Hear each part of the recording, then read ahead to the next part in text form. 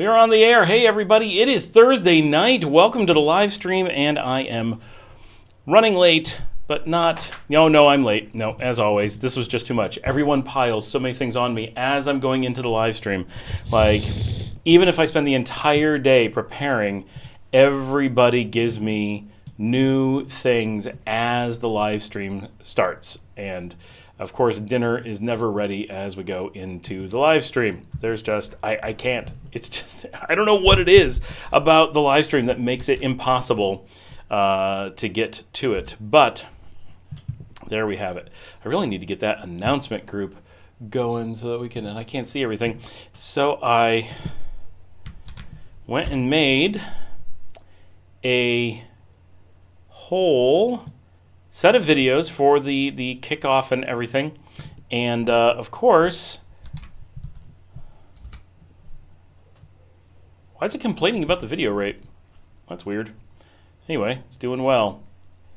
Number one Savage, you are here. Have you figured out the Nicaragua stuff yet? I saw your note. Luke is here. Seriously, there's a lag?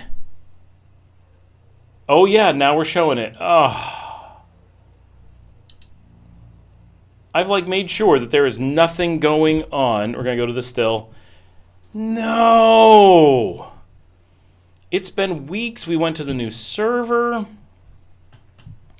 I can't believe we're having an issue. No, it's real.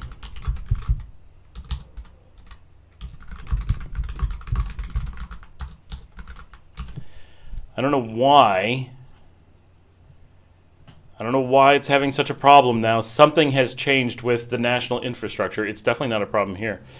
Berhing, hey, Scott, coming to Liberia, Costa Rica next month. Can I cross the border to Nicaragua with my sister's car? She's not coming. I think didn't we discuss that? So you've got to talk to a lawyer.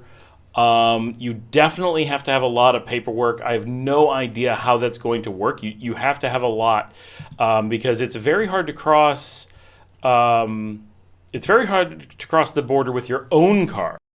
So you're definitely going to have a lot of paperwork and notarize stuff from your sister that you're allowed to export her car. Because that's what you're doing. You're exporting someone else's car without the owner present. So there's every possibility that you can't. I think you can, but you're going to have a lot of documentation on that. I don't know why. I don't know what would make it worth doing that. I mean, I get easier driving around for sure. By the way, do we like the high angle? I have a desk in here, and I'm just putting this on the desk instead of the normal tripod on the floor. So it's really high compared to the usual show, but it's different, something different. And you guys can't see it anyway because I'm on the stand. But here we're doing this you're seeing me from a distance thing. It's a little bit. I guess when I have the still, I don't have to look up there. I have to go back and forth because it starts hitting the cache as soon as I do that. Luke says, receiving 5-second burst spinning wheel of death. Oh my gosh. I'm so frustrated with the networking issue here. Creative Dragon, I never tried to live stream, so I can't relate to issues. Wish I knew. It's a national bandwidth issue. The issue is the quality is as far low as it can go. Even when we take it to a still image, it can't stream the audio. So we're having issues with the uplink to the US is the only place that it could realistically be having the problem.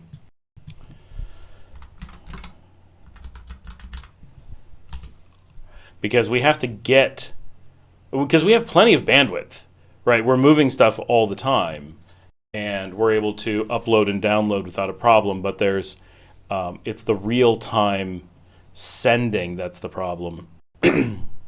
We're getting really good pings back to the US right now, but that doesn't mean anything. It's international bandwidth that's the problem.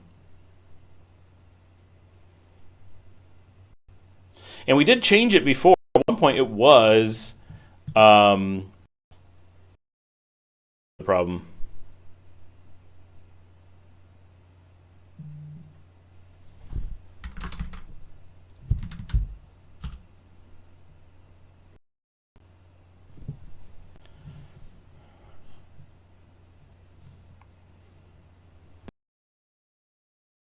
And the ending of it is missing.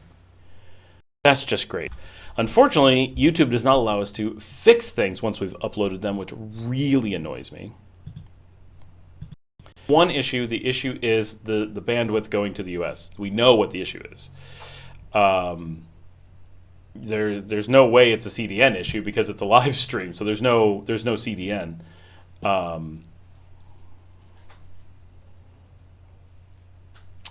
Carnivoro says we lost me altogether. But now my cache says it's okay. Did I come back or did it just die?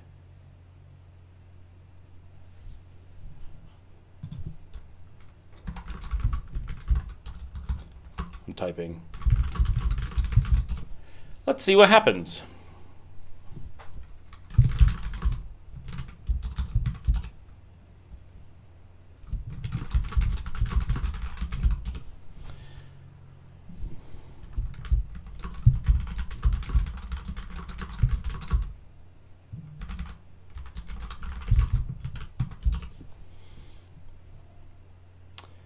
All right.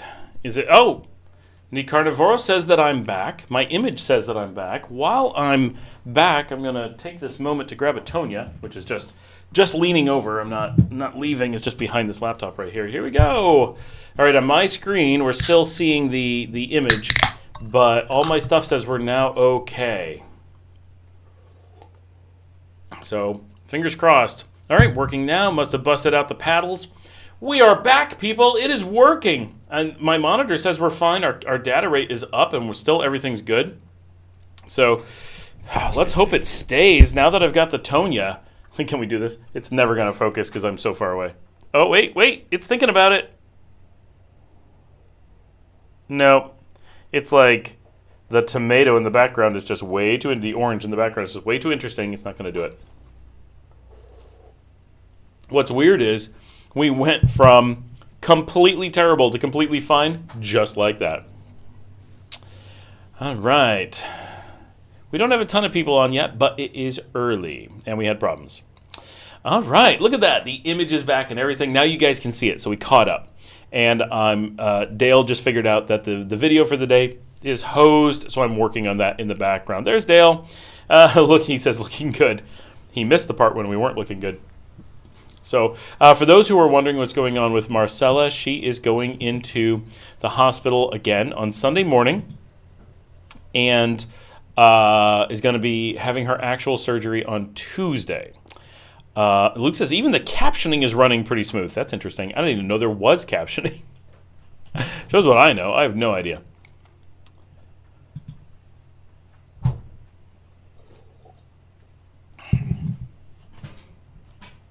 I hear people coming in through the gate.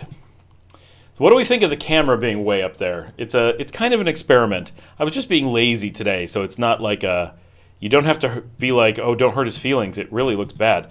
But I know that my gaze is like lower most of the time, and it makes my voice harder. By the way, the new microphone that I'm really excited about, I bought it. Right? It's going to take weeks before it gets here, but I bought it. So that's a big first step. Oh, Dale says it cleaned up. All right, cool. Yeah, it must have just been something going on nationally because nothing changed here, obviously. But actually, I started downloading a bunch of stuff. And then it's like, okay, if you're going to download, I guess we'll upload, okay? Like, thanks. Thanks, national infrastructure. Move this laptop a little bit. All right, how's everybody's week been? What's going on? So to get back to Berhane's question, and you can tell me how to pronounce that if that is incorrect. I think it's going to be a real big pain. I think you're going to have a lot of complications. I'm sure that there is a legal way to do that, but it's going to be a big problem. And you've got to have lawyers who have all of the authorization paperwork all lined up, because even rental cars can't cross the border because it's not the owner with the car. So it's a major complication.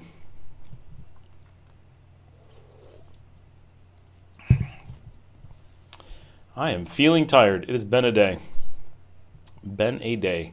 But I got a lot of videos recorded today. That part's good. Apparently did not get them edited correctly. that part's bad. Had a cool thumbnail, but the video from yesterday is doing really well, so I'm really excited about that. So at least we got that going for us. And it gives it more time to be the video of the day, I guess. Well, you guys are quiet. Do you guys not have your Tonias? Is that the problem? I need a Tonia today. This is working out. I'm feeling it. I have not done all the announcements. I can't even see the screen because of my laptop. Creative, I'm guessing bus passengers disembark to be checked then when crossing. Yes. Nothing goes straight across the border. And I mean, that's the case anywhere. So when you're doing an international crossing, now going into Canada in like the 1990s, you didn't have to disembark. Famously, I say famously, like in my personal anecdotes, I once had a girlfriend who was a minor take me across the border on a bus. Maybe she wasn't a minor. I'm pretty sure she was. No, she must not have been. We were college students. I was definitely over 18. We were very close in age, but I was older. We crossed the border into Canada. I woke up in Canada. I was asleep. We were on a bus, and she just told Border Control, he's with me. And they're just like, okay. Maybe she was 18, but I think she was 17. I think she was 17. I think I was 19. We were on a band trip. Like, we were with a band. We were together. She was my girlfriend, but we weren't together. Like, we weren't traveling together. We were just sitting next to each other, obviously, on the bus with a bunch of other people. And we crossed the border, and Border Control came on and gets everybody's IDs and everything. And they came to me, and I'm sleeping on the window, and they're like, his ID, and she's like, he's with me. And they're like, okay. And that was it. And I was like, what? What? What is that? And I woke up and I looked out the window and I'm like, that's not the U.S. How did I get into another country? And she's like, I said you were with me. I'm like, you what now? Like, that was handy. I'm glad I got to nap, but I was human trafficked into Canada. But I mean, she looked pretty innocent. But she was smuggling people. But these days, any border, I don't know of any border anywhere in the world where you get to stay inside your vehicle and cross a checkpoint. That is just not a thing. So you'll always have to get out and go through, because you have to go through the line. You have to present your passport and all that. And twice. You have to disembark to leave Costa Rica. They have to check you out of the country. And then you have to check yourself into Nicaragua. So 2 different times you have to get off the bus and go through border control, because you have to go through border control, La Frontera, and then you have to go through aduana, the customs. So it's a lot of steps. I didn't have a chance to finish that one on Cordoba yet. Your Sam ID videos distracted me. Sam IT videos have distracted me. Well, good thing, because it's bad and I have to reissue it anyway. Luke is at 54 days. Very nice. Nicarnivoro says, can we rent a car then exchange it at the border? Yes, that is correct. You can. Only some companies do that, but some companies do that. So you drive, for example, you rent it in, say, San Jose, drive to Piñas Blancas, the border. You drop it with, let's say it's, I'm making this up, I don't know if they're there. Let's say it's Alamo. You rent from Alamo, you drive to Piñas Blancas, you pull into the Alamo dealer, you give them the car, they say, okay, cool. They call the Nicaragua side, let them know you're there. You go through the border, which could be 15 minutes, it could be 3 hours, you never know. Depends how many buses are in front of you. And then you get to the other side, you go to Alamo again, they hand you the keys, you get in a new car, and away you go. That's doable. That's plausible, because in both sides, it's officially a rental on that side, you're just paying once. Bus, rent, 54. Berhane, I got you. I rented a car at the border the last time. It was a beautiful drive from Costa Rica border to Managua. It is a beautiful drive, for sure. It's one of the reasons I like taking the bus, because you get the beauty of the drive without having to be the driver. Of course, you can't just stop wherever you want. And one of my favorite restaurants in the country is along that route, so I really do like stopping out there. I do drive that drive all the time, right? Because I'm on the Nicaragua side, I have a Nicaragua car, so I can drive to the border, no problem. And the drive on the Costa Rica side is nice too, not as nice. The roads aren't as well maintained, it's a lot more to deal with, but it is a nice drive. But dealing with a car and stuff is a lot, and it's costly. It's so cheap to have a bus, a shuttle, a driver. It's basically what I always do. Was this during the one time at band camp? No, Luke, I had many times at band camp. But no, yes, I have a lot of those band camp stories. I was a professional band camp kid, so I did band in high school for 4 years, but I'm one of the ones who graduated and went straight into pro marching band. So I did 10 years of pro marching band. And now the funniest part of this story. One of my best friends from high school, and like seriously, one of my very, very closest handful of friends from high school, one of maybe 6 friends from high school who attended my wedding, one of the very few people that I hung out like the entire way through high school, one of the few people that I went to their house, knew their parents, knew their siblings. She ended up being one of only like 3 of us who ended up having anything beyond just hanging out together after high school.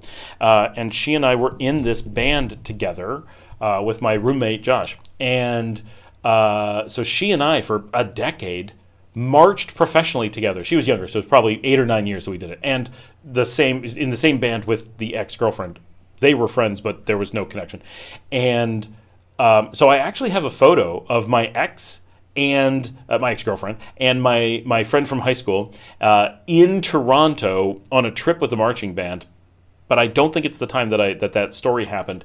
But what's really funny is just recently that friend from high school sent me a note, and I've told this story, but not all of you were on, and said, "Hey, my boyfriend just showed me these videos and said I have to watch this because he wants me to move to Nicaragua, and it's you." And not only did she decide to come to Nicaragua after years, we haven't talked to each other for years, that she was coming to Nicaragua because I was talking about everything. The place that they own, because he already bought just land on the beach, is right down the street from me. We're going to be closer than we were during high school, completely at random. So I will see. She gets here any day. Oh my gosh, I got to text her and see when I think she arrives in like 5 days. That's hilarious. So yeah, now I'm leaving to go to the States for Christmas shortly.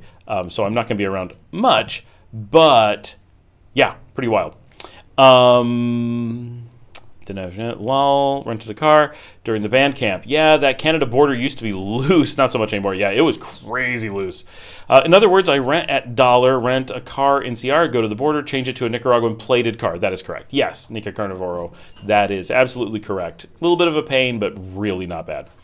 Creative says, I suffered from altitude sickness years ago when the bus drove into the mountains in South Texas. Where the heck are there high mountains in South Texas?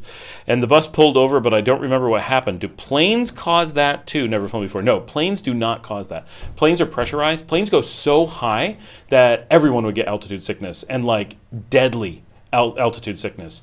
You would, if you flew a normal, let's just say a Boeing 737, right, which is a small plane, doesn't go that high. I mean, it goes pretty high. If you flew a 737 and opened the windows,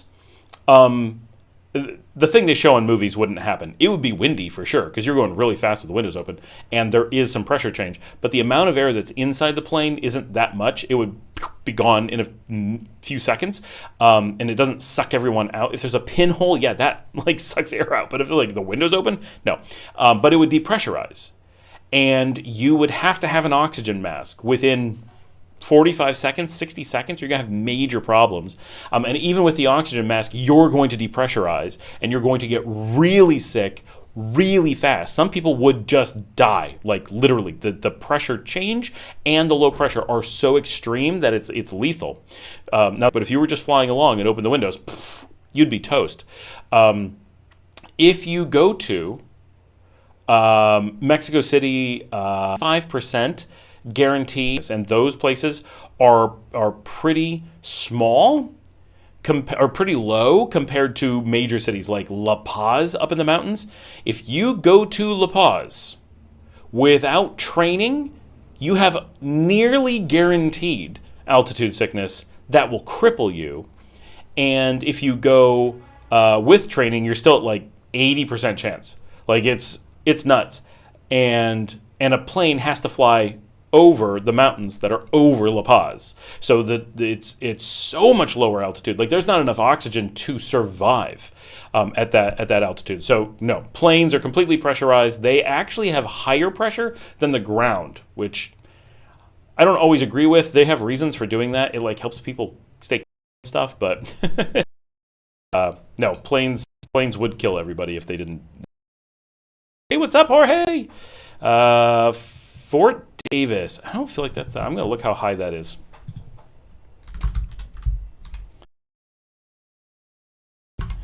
LT. Oh, we're having image problems again. For a bit, it was saying okay, and now I see problems. Let me know. All right, let's get this dude. Elevation, 4,961 feet, also known as not very high. So that's good to know. Mountains, because that's not what a lot of us. So even here in Nicaragua, you could be running into hills that could potentially cause you problems.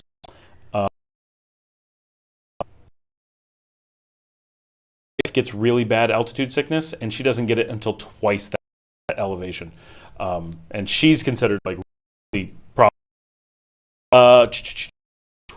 Luke says, "I take it we are pressure."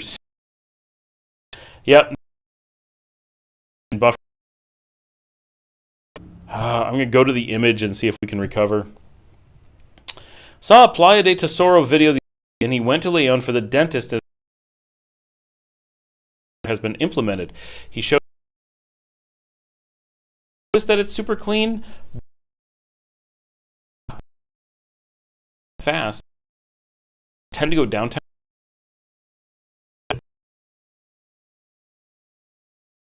Here, we could see the mountains driving down there for almost 4 or 5 hours before getting to them. All desert. Yeah. If you're in the desert, you can see. And, let me.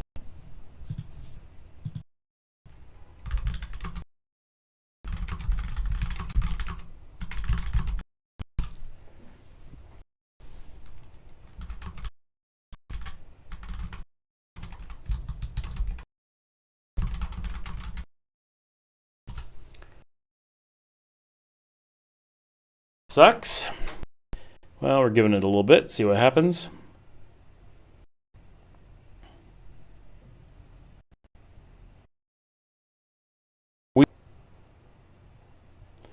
I'm going to kick off an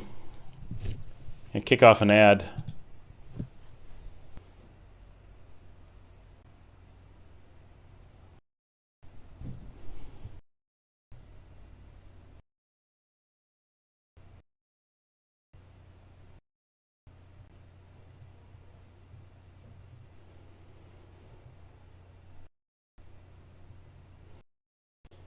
Now it's complaining. That's not helping YouTube. Hey, Edwin's here. It's always universal between us and the stream from Nicaragua.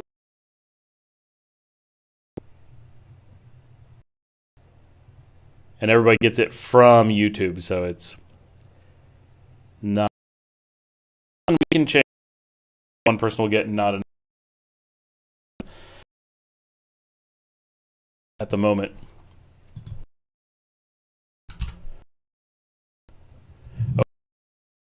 To the US have checked. Okay, so something's definitely going on.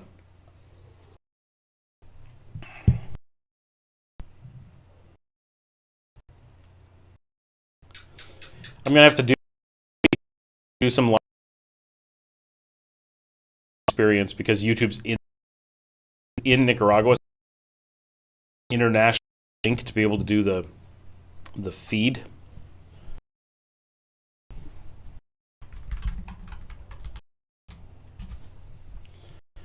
It is not to the US.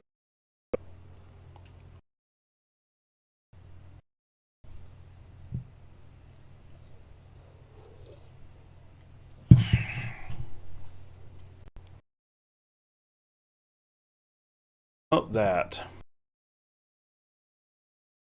Miami, we don't know if the problem is in Bilwi. Howdy from the Bay, Byron. So Sorry, Scott, the lag is despite having the still image. Yeah, there's really nothing we can do. It came back. I'm going to write.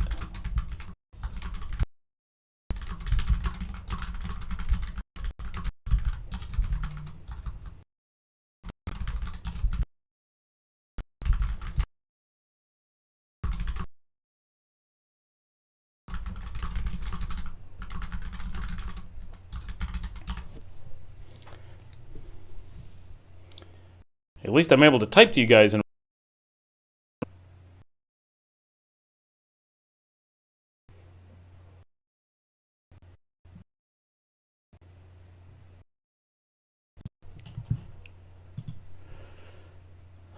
Yeah, nothing changing yet. So while I'm having read them without a problem, and hopefully this doesn't. We get in the night, it gets better. Like just getting home from work, have a bunch of stuff going on.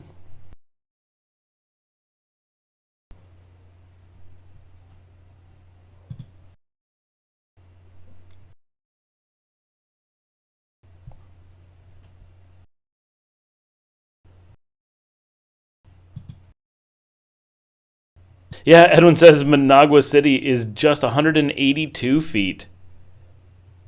Like, everything here is low. What's Edwin?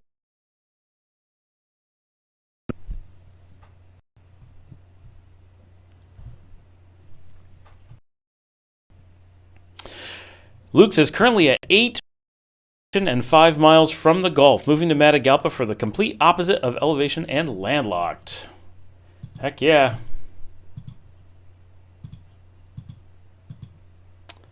Hey, Tusk is here. He says, hey, Scott, good to hear you.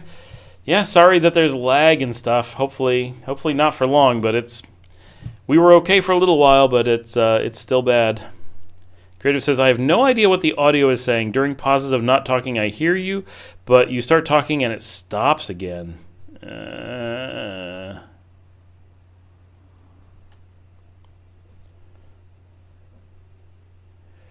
The amount of data getting to YouTube has doubled at least.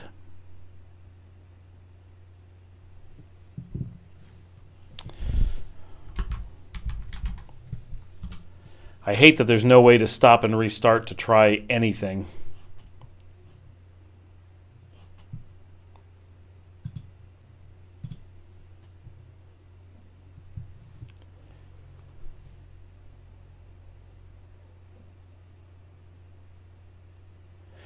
It's weird that during pauses of not talking... Oh! It's so bad that it cut off.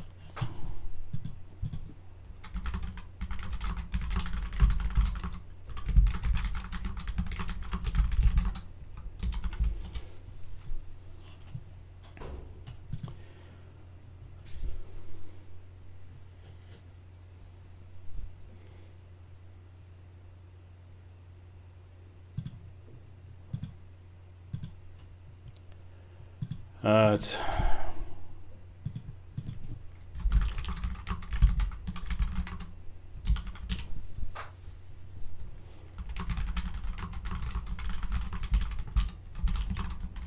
Boom, it's fine.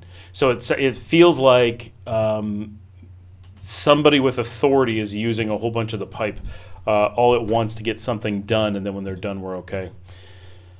Unfortunate, but nothing we can do about it. Dale says, yeah, pretty hard to follow along with audio, only doing 2 to 3 second bursts with 10 to 15 seconds of silence in between.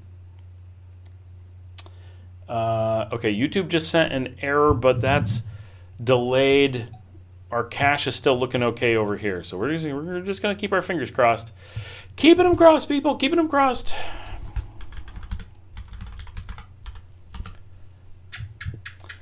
This is the one thing, all the technology we have, there's very little you can do to repair a live stream. It has to work, and it has to work in real time. All those things that absorb delays, don't know. How do you know if it's a CDN issue? We know because there's no CDN in the pipeline, right? So So a CDN is a content delivery network. A CDN can only occur after the data already exists. So we're getting the issue from. So how do we show it? So I have a broadcast board that's sending out over the internet from here, and it goes to YouTube. There's no CDN in between. There can't be. A CDN only applies once YouTube has processed the information. And the CDN is only YouTube's streaming service. It's not a CDN. There is a CDN, but it's YouTube's streaming system, right? CDNs in the normal sense refer to static files that are being distributed places. So the thumbnail for the video, for example, will sit on a whole bunch of servers all over. And YouTube normal videos are handled by YouTube's internal CDN, but streams are not. Not in the CDN sense. But there's definitely no possibility of a CDN between me and YouTube because I'm just sending the stream. If there was a CDN, that would definitely cause the problem, but there's definitely not, right? That's not a technology that applies to this kind of scenario. CDNs are something I use all the time, right? As a person who designs software and works in that space, I'm very familiar with them. I've been using them for decades. I've built CDNs. I use Cloudflare all the time. I use Backblaze all the time. I use Google and stuff all the time. And I'm used to interacting with them and controlling them, but they don't apply to streams in that way. There's something analogous, but it's also really important to picture how it's working, right? There's a single stream going from me to YouTube. YouTube then processes it into something smaller and into several different versions, like a lower quality version for phones and higher quality for 4K TVs. And then it distributes those streams through a number of streaming servers. Those streaming servers could be considered a CDN, and in a way they are, but not in the traditional sense. But the delay is between me and YouTube. I know that you guys are getting the delay long before you see a delay, because my system that is sending the data knows that YouTube isn't receiving it. And so that's when I say I'm getting a cache problem. That means my system is storing stuff because YouTube's not receiving it. I could be as much as 10 minutes. Normally it's not. Normally it's about 30 seconds. But I can actually see this happen 10 minutes before you guys do in most circumstances. I don't know exactly what it's going to look like. I only know that it's happening. But so we know it can't be a CDN because it's happening long before anything like a CDN could be at play. Larry's here. Hey, I couldn't be prouder knowing how much my monthly dues are helping the broadcast. Thank you, Larry. It is making a big difference. Indeed. Creative says it's fine now. Luke says video back, but not synced with audio. That's weird. Is it synced now? Are we synced now?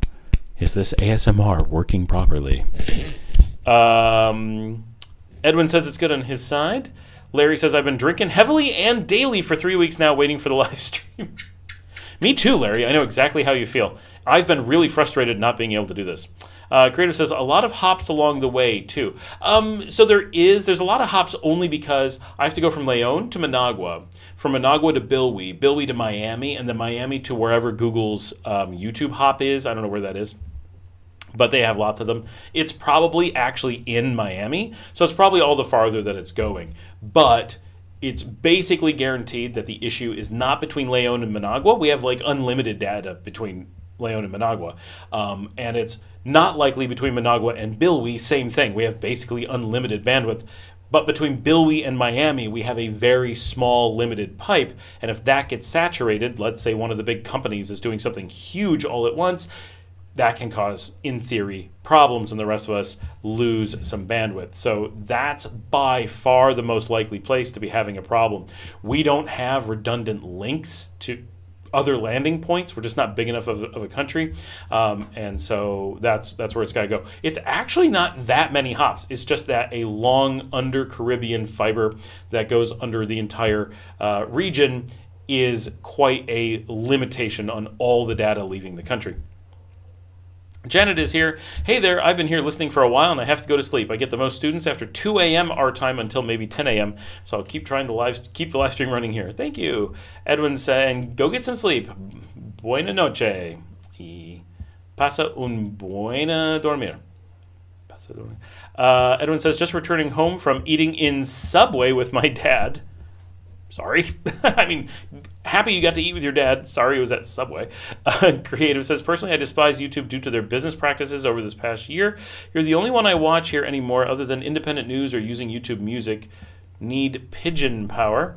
This time of night is statistically the most used time for internet in your town. That's possible that it's just, I mean, we're the same time zone, Creative, so it's possible that it's the most used time of day here as well. That would not be a surprise in any way. All right, I'm gonna download the other video. Oh, wait. Oh, there it is. I just found the intro video that I never got to use. Well, that's stupid. Okay. It has definitely been one of those days. All right. So we are still good. And the video's going. I'm enjoying this, Tonya. I have been needing it. Oh, when I lean back, it looks normal. Like, this seems like I'm just, because I'm like directly perpendicular to the lens. I wish you guys could see how far away this camera is from me. It's pretty far. Like, that's some distance right there. So I'm excited. The new microphone has been ordered. I think it's going to my dad's house, so I'll see it in January.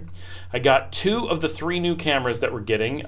They've been ordered, all going to my dad's house. One of them may have arrived already. I don't know. I should check on that.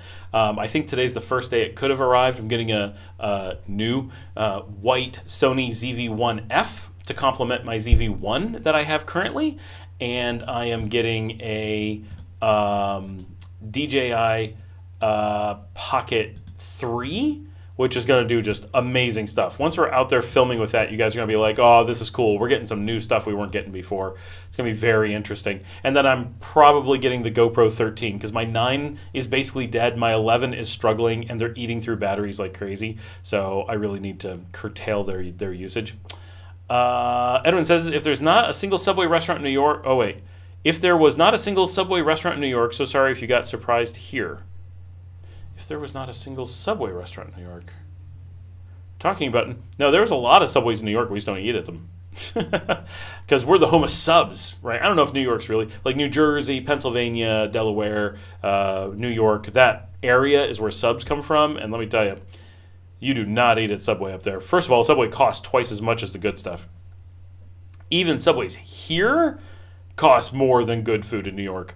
Now, I'm pretty sure. Once I'm back in New York with the new cameras, and so like a little bit less than a month, barely less than a month, I'll show you guys like Aunt Cookie's subs in actually, I've got subs here. We got French bread from a bakery in Managua yesterday, and I made my homemade tuna salad, which, if I don't say so myself, is fantastic, and made tuna subs here. We're trying out the new bread. So that, and we toast it, do the whole thing, and it's like, it's pretty good.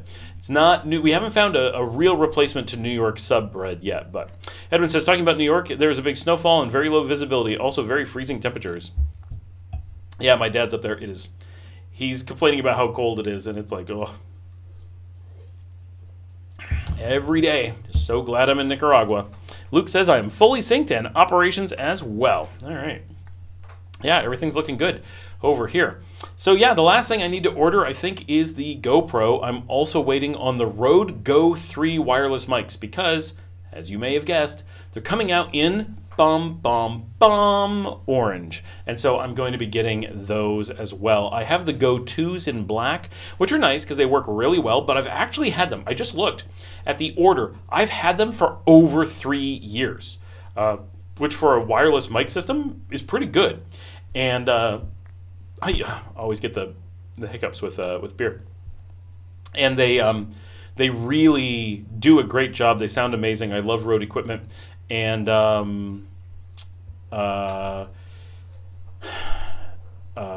yeah, Luke said the new Mac Mini M4 is tiny. Should have called it the Micro. Yeah, I'm planning on getting one. I've got the M1 Mini here. I'm really looking forward to the M4. The M1 is so good.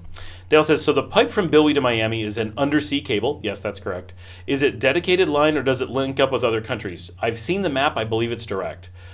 Cuba seems like it's directly between the two. A lot of things are directly between the two, but they don't land there. Landing fiber is very difficult, so you don't do it casually. You have to have a really good reason. And I don't know how much the U.S. and Cuba like to connect. Miguel is here. Thank you for all your content. It's very informational. Thank you very much. My pleasure. I'll be retiring in the next 5 years. What is a broad job I can start prepping for after retirement? School or self-taught skill? That's a tough one.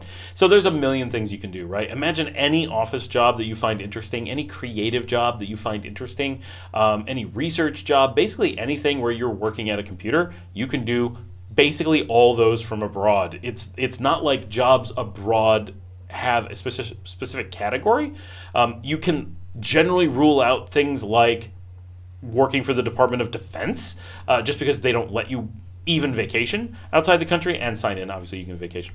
So those you can't do. But other than that, like every job that isn't with your hands can be done from abroad. You could teach online. You could teach anything.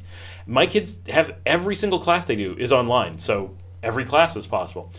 You can do any office job. You can do any customer service job. You can do any job where you're creating things and selling them, or creating things for people, like anything like that. Like there's so many things. So it's tough because it's such an enormous open world that the biggest questions really come down to, what do you find interesting? What would you be excited to do? What would motivate you to go out and learn something? Because trust me, whatever you find interesting, let's say you really like, no one does this, but imagine you really liked medical coding. That was your passion.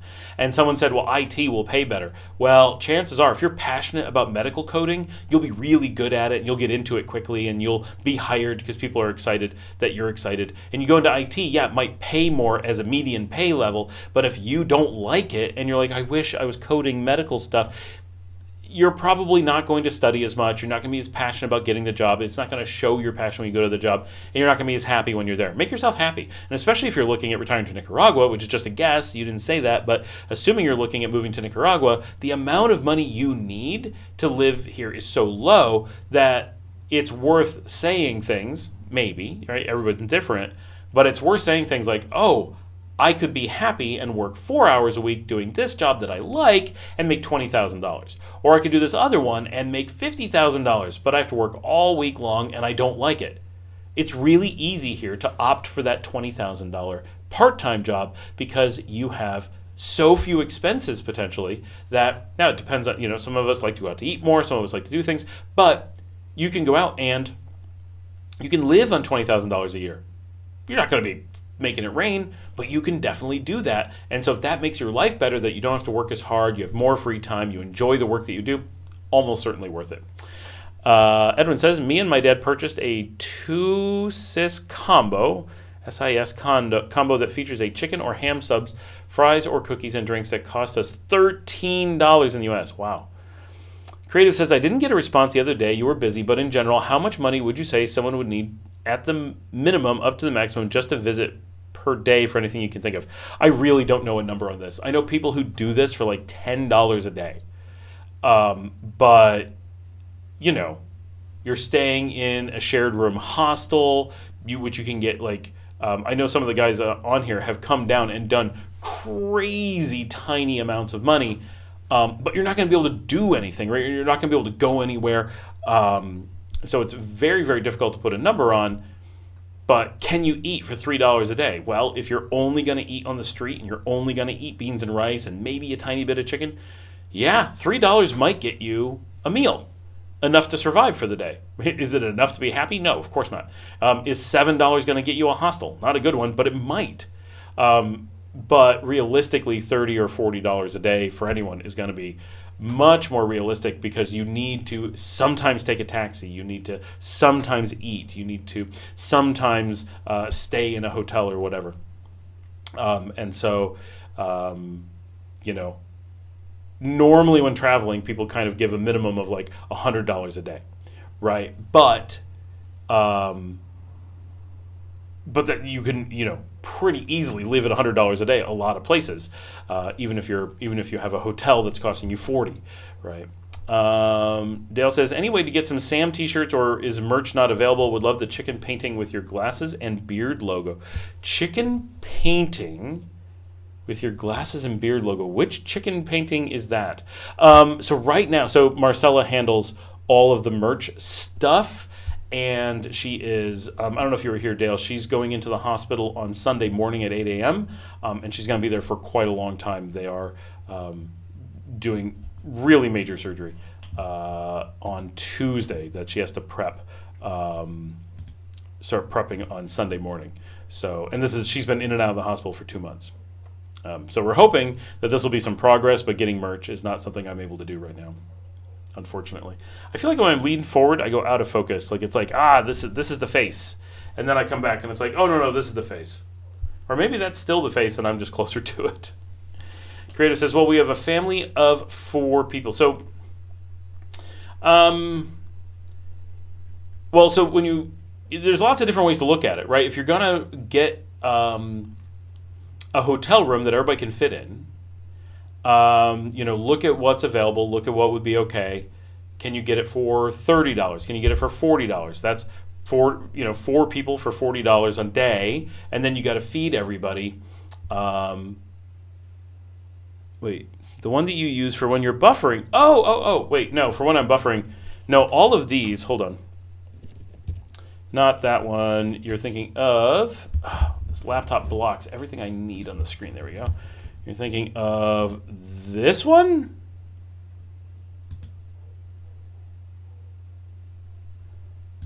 Is that the one, Dale? Is that the one you're thinking of? Oh, thank you, Miguel. All of these that look like this are AI generated. The one that my daughter did is not in my quick to pull up image list right now. She does the ones that are the main ones. Yes, that one. I don't know how we would get that on a shirt. Well, I'll look into that. I'll see if Valentina can make some kind of thing from that. That would be kind of cool. The chicken painting with my glasses and beard logo. Okay. All right, I'm seeing it. That sounds like a Valentina project. Valentina is my CEO. I'm terrible with these budgets. Okay, Creative says, most hotels here are almost $100 a night locally within 50 miles in any direction, which we go do once a year for once a night so the kids can swim indoors, not burn for the kids. That's our budget vacation. We do that a lot. It's about 110 going to the DoubleTree in Managua, which is really nice. Patricia says, I went live early tonight. I don't think so. It was 5:50. I try to go live at 5:30, but I'm always late. So I'm early in that I wasn't as late as I try to be. And I swear it's because everybody dumps a million things on me. Like, no matter what I say, dinner is not made until 15 minutes after I said I was already going to be live. It's like no one understands. That means 30 to 60 minutes before the time I give you is when food needs to be done. It wasn't ready until after the show was supposed to be on. And it was way too hot to eat, even after the show was live. Janet says, that's it. It's focusing on the orange in the background. It's the sharpest focus. All right, hold on. We're going to adjust this slightly. Okay, we do not need this for now. I'm going to move this laptop. It is driving me up a wall. It blocks everything. Let's see. Put it on this chair. That's probably foolish. Foolish, but it worked. It's on the chair. Get this cable out of the way. I really need a bigger studio. This is just impossible. I can't move.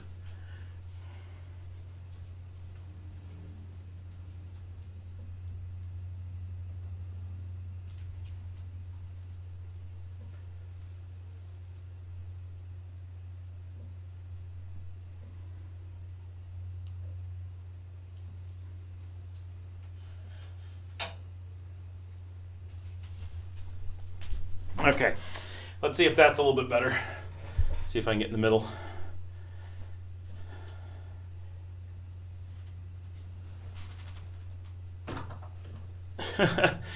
I just on my monitor got the chicken image. That's how delayed that one is for some people. Okay. When's your new desk office due to be done? I don't know. It's going to be a long time. The big one that I'm going to do is going to be, I got to build a new building. What's up with the two-headed rooster? It's just how we do things, okay, Luke? Maybe if he wasn't looking straight at the camera, maybe that would help. Patricia says, aren't people generally less punctual in Latin America? Were you really expecting dinner on time? Yeah, no one here, and like my wife since moving here has lost all punctuality. Like she's completely adapted, so we have to give her an extra hour on everything compared to before we moved. Like it's crazy. I don't know what's happened, but people just they ignore times, or times are all like it's not just punctual. It's that time is lied about. I don't know how else to put it. So like if you have a party and you say it's at 7, they won't even have opened the doors at 7. The number 7 that they gave you is completely fake. They give you a number and then everybody understands that the actual time is some other time. But no one can tell me exactly. No one can tell anyone. Everyone has the same question. What is the time that it means? Is it plus an hour? Is it plus 2 hours? Is it plus 3 hours? Nobody knows. But it's a lot. But everybody's guessing. And Nicaraguans all express the same thing. They're like, well, the one thing we know is it's not at the time that's said, but none of us know when it actually is. Right? It's kind of like their map thing. Everyone is completely embracing of this culture of pretending maps are unreadable and that directions cannot be right, straight, or left, but have to be there. Maybe sometime you could have, right? Like you can't drive from, you could have turned there. Yeah, I could have had you said left before I got to it, right? Like everybody has this thing where they like intentionally, and then they all complain how they can't find anything and no one can ever meet them anywhere. And you don't know if they're lost or late because you literally have no way to convey time. So this is a really frustrating thing, and it from a business perspective, it's a really a really challenging thing because you have no means of telling someone when or where to be for something. And coming from places where when and where is the crux of everything you do, living in a world where you never know what's going on is significant. Yesterday, I had to go pick someone up to go deal with an issue, right? I spent the whole day driving to get them. And when I got there, WhatsApp was down, right, which was a meta thing. And there was no way to communicate. And literally the only information that there was knowing what time I was expected to have arrived and where I was told to arrive, which was a pin drop on a map. But no one who had sent the pin knew how to look at or read a map to know where I was.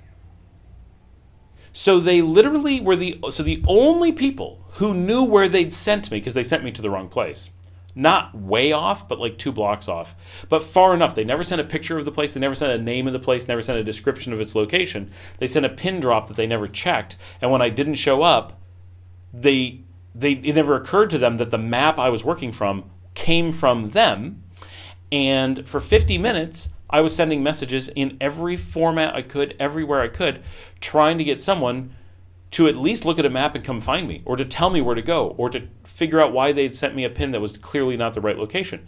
Eventually, WhatsApp came up, and I sent a pin drop, and they were able to walk to it, because my pin was correct. But they only walked, we're about to lose the stream again. I just got the first error from YouTube, which happens before the cache gets hit, so we're about to do it. And so they ended up walking to the pin drop that they had made. And it took at least 20 more minutes for me to explain that the map on their phone, and only the map on their phone, showed where I was. And they couldn't believe it, and I made them give me their phone, and I scrolled down, and I opened the thing, and I said, this is the pin, this is where you sent me, that's where I was. And they looked at it, and then they realized that was where I was. And it never occurred to them that there was a map to guide them. Even after I explained it, they didn't understand there was a map to guide them. And so obviously that could be an individual person, but this is a very regular thing, and we complain about it a lot, and Nicaraguans complain about it all the time. Businesses obscure their location and refuse to give you a pin drop. They refuse to give you an address. They refuse to give you clear directions, and they'll just be like, oh, it's left of a monument that used to be there. Don't you know the monument? And they'll have the name wrong anyway, because they're not trying to actually get you there. Even though they're a business and their money depends on you being there, generally, I think that's caused by the people who are giving the directions get paid by the hour and not by commission. And so they'd really rather if you didn't come in. And so they're intentionally not telling you where to go. But the business doesn't oversee proactively providing addresses. And so nobody knows how to find anything, which is super bad when there's like the fire department has to be called and you can't tell them where to go, which is a very real problem.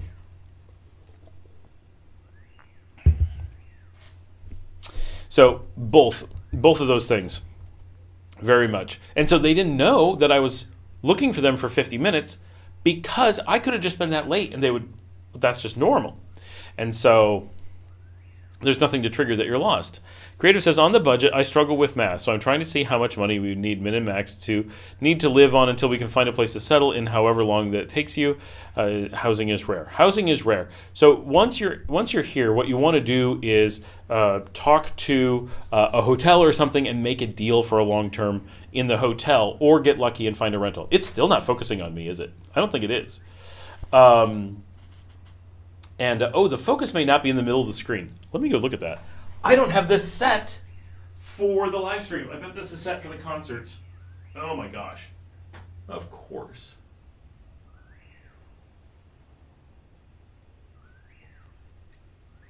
And I made it really tall so I can't see it.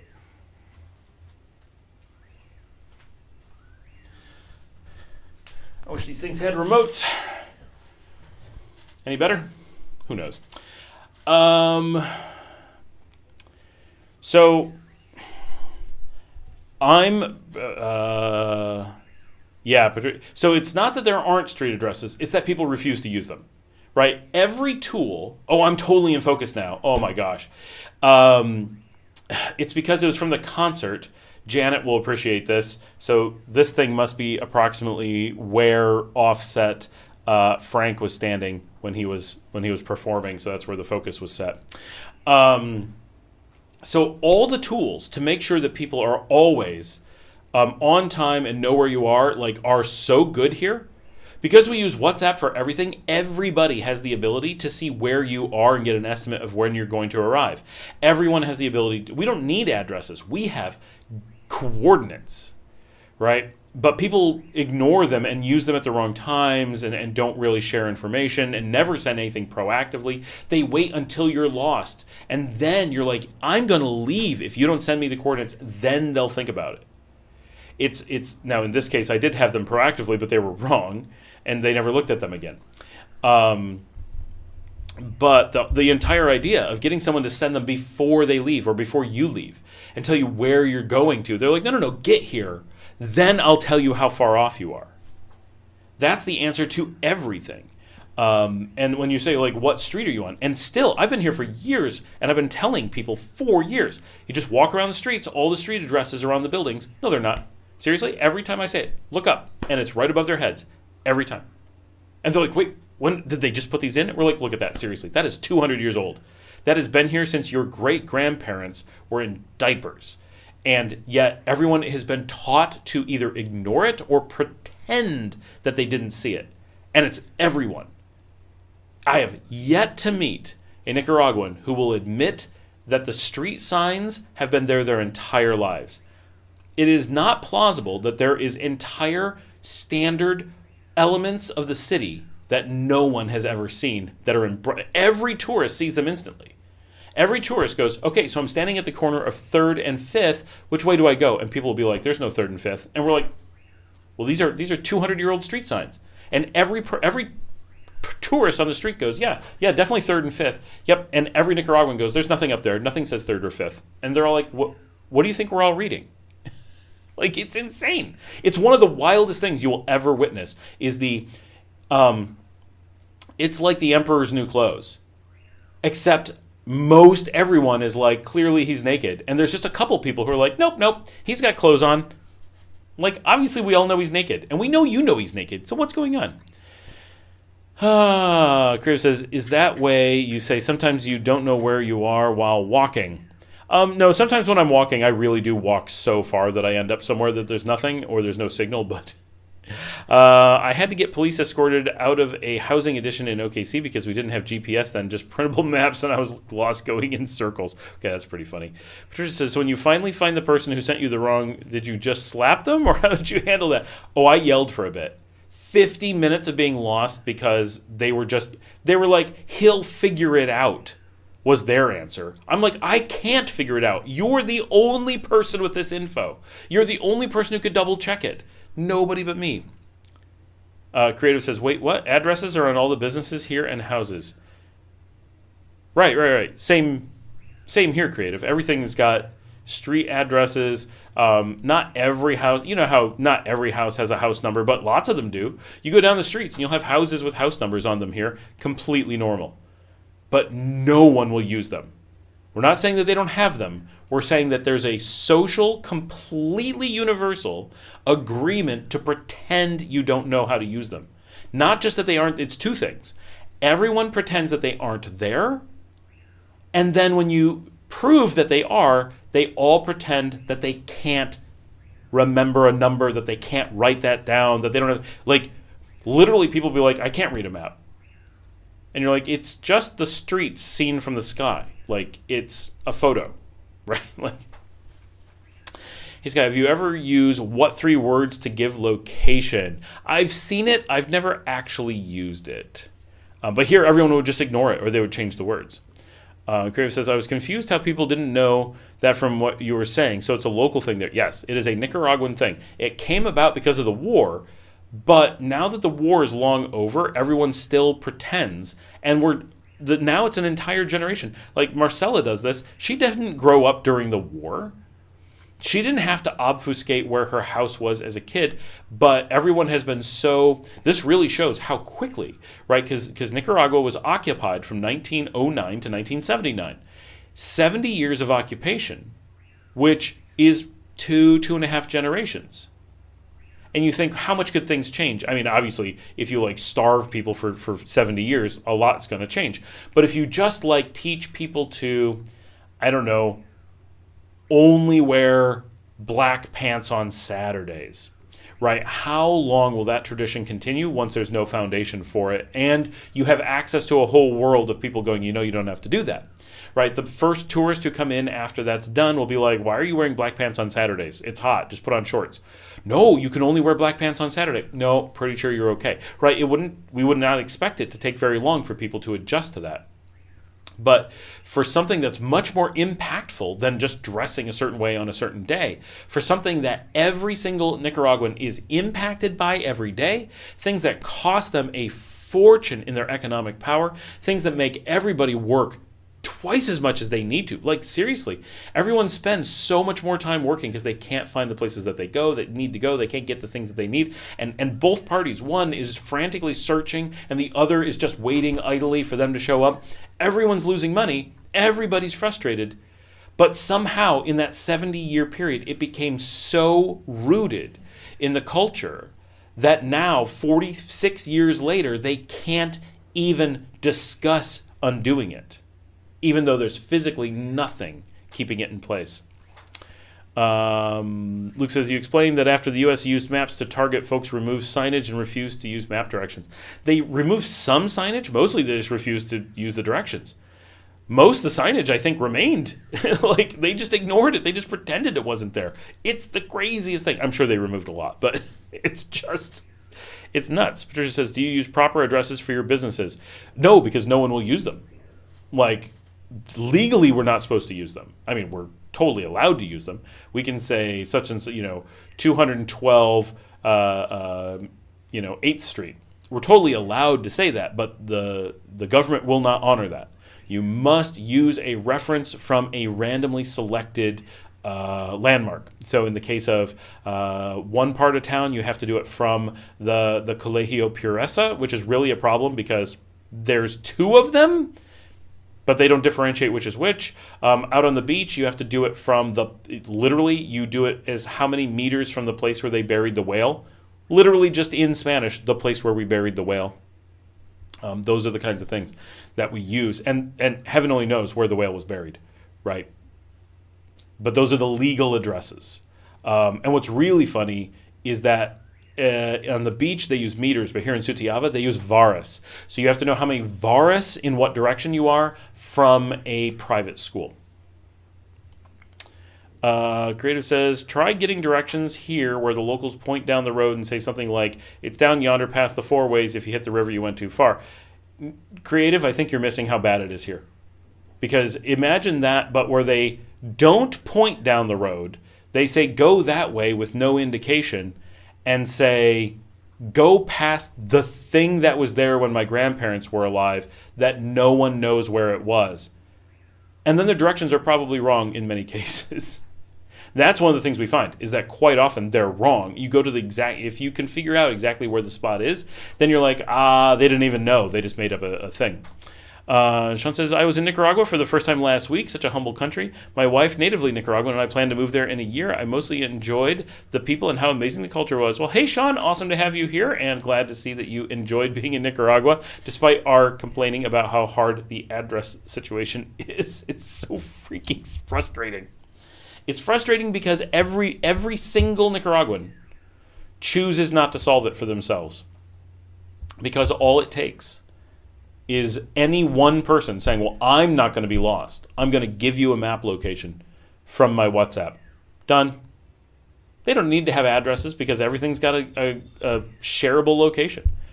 That's all they have to do is that choose to press the button and it all goes away. And yet no one will do it. Every single morning, every person wakes up and says, I will be lost today by choice. And I'll be late. But that I understand. Being late is kind of built in. You can't press a button and stop being late. But you can press a button and stop being lost. And people just choose. Being lost has become a mark of pride. And the sad thing is that it's much like poverty.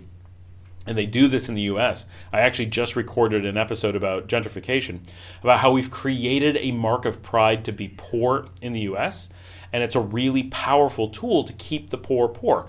Oh, we could make you not poor, but you know what would be cooler is if you stopped whining about being poor and instead took pride in it. Wouldn't it be cool if you were, poor chic? That's the way to go. And so a lot of Americans actually take and this happens everywhere, but a lot of Americans especially take a great degree of pride in remaining in poverty and will actively, because they're taught, in order to be proud of being poor, you must actively resist efforts to stop being poor, because then clearly you weren't proud of it. It was just something you were stuck with, not something you achieved. But the willingness to be poor, that's something to be proud of, because you have the option not to be. Right? Oh yeah, no, I should voluntarily give all my money to rich people and just voluntarily be poor because it makes me some kind of more interesting person. Dale says, so when you get packages from your shipping company, bring in like Amazon, do you give them the street name and number? Never. You never give a street name or number. There's a guaranteed it won't get to you. 100% guaranteed. They won't even try. If they see that, they will simply say, this doesn't mean anything, we can't use it. You would give them 200 varas, which is like yards, from where you buried the whale. Yeah. Sean, for us, we own things that have names. So it's like bring it to this named place that could be a landmark, and then 200, and they just ignore it. They just bring it to the place that they know. But it's really important. If you're not known, no one can find you. No one, because all these directions that they use, no one can use, right? So they sound good, but they're unusable to the locals. And I wish she was here. Marcella and I recently went to a shop that was advertising, and they did an address like this. And nobody in Leon, including, we got to exactly the spot where the address was that they gave. It wasn't there because they gave the wrong address. There was no one who could give us a way to get there. The people who worked at the shop, we were able to get them on the phone. They couldn't tell us where they were. They had no idea. The people in the house that they had sent us to, they had no idea where the place was. The place wasn't famous enough for anyone to be able to reference it, and since they didn't know where they were, no one else had a way to communicate it. So we spent a good amount of time it was just a candy shop, trying to go to a candy shop, and at the end of the day, all we were was angry that they had intentionally not told us. We're like, please send us a pin drop. Nope. Absolutely flat out refused. They would do anything except let us shop there. If they could have dug a hole and hidden it, they would have. Sean says, I enjoy photography. We purchased some land in Ciuna. One thing I thought about doing when we arrive and settle in is help the local businesses get added to Google. Thoughts? You can just add them. They'll all pretty much ignore it. Most things are on Google, but be aware, nobody uses Google. Like, adding them will do extremely little because just in general, all the information on Google is wrong. Everything's in the wrong locations. The information isn't kept up to date. So it's a great idea, right? Definitely do that. Just be prepared that it's going to do basically nothing. Because what you're going to find is that everyone has been taught by Google, right, that the information is completely wrong and useless, and so why would they ever look at it? Because it's universally incorrect all the time, and so it's a big challenge to try to do that. Now, are you in Ciuna, like in the Northeast Autonomous Zone, like in the jungle? How many businesses can there be to add to Google? I mean, definitely go add them all. It won't take long. You can stay at Hotel Los Chinitos. You could stay at, there's the hospital.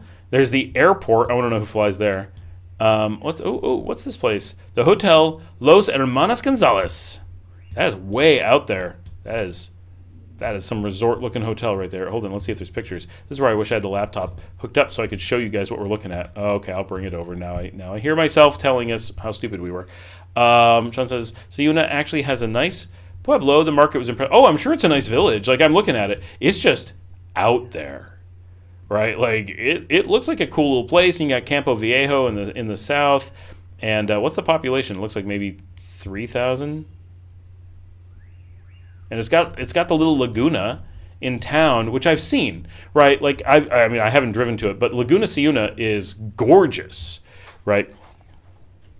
I would never have guessed that the market was good. But it has like a Gallo Mas Gallo. It's got a few things. I need to drive out there, especially now that they just announced the new highways going the whole way. That is out there, though. What is this road going around?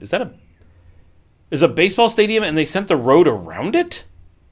No, that's really what they did. It must be the new construction that they're doing for the new superhighway, because that's hilarious. So Luke says, bringing my Lensatic compass is not going to help. No, it's not. Poor proud. You mean like buying jeans that are pre-ripped? No, that's just weird. Sean says, I think for travels and visitors, the more Google 360 photos could help. Easy to add to Google. It is easy to add, and it doesn't hurt, right? Just be realistic that locals are going to be like, what's Google? And they're going to be like, Google Maps? That's not a thing, because once they see the word map or a map, they shut down. That is my experience. Complete and utter shutdown. I mean, it might as well be a seizure. Like, that's what it feels like. Tim says, Waze sends me down a one-way street every once in a while. So Waze gets its data from Google, and Google has essentially every direction of a street wrong everywhere. It is so bad. I never use Waze. I know why people use it, but I can never, ever get it to work. I was going to say work well. No, I can never get it to work. I tried it 10 years ago, could never get it to work. I don't know what it is, but Waze hates me with a burning passion. And I don't feel like I'm missing anything.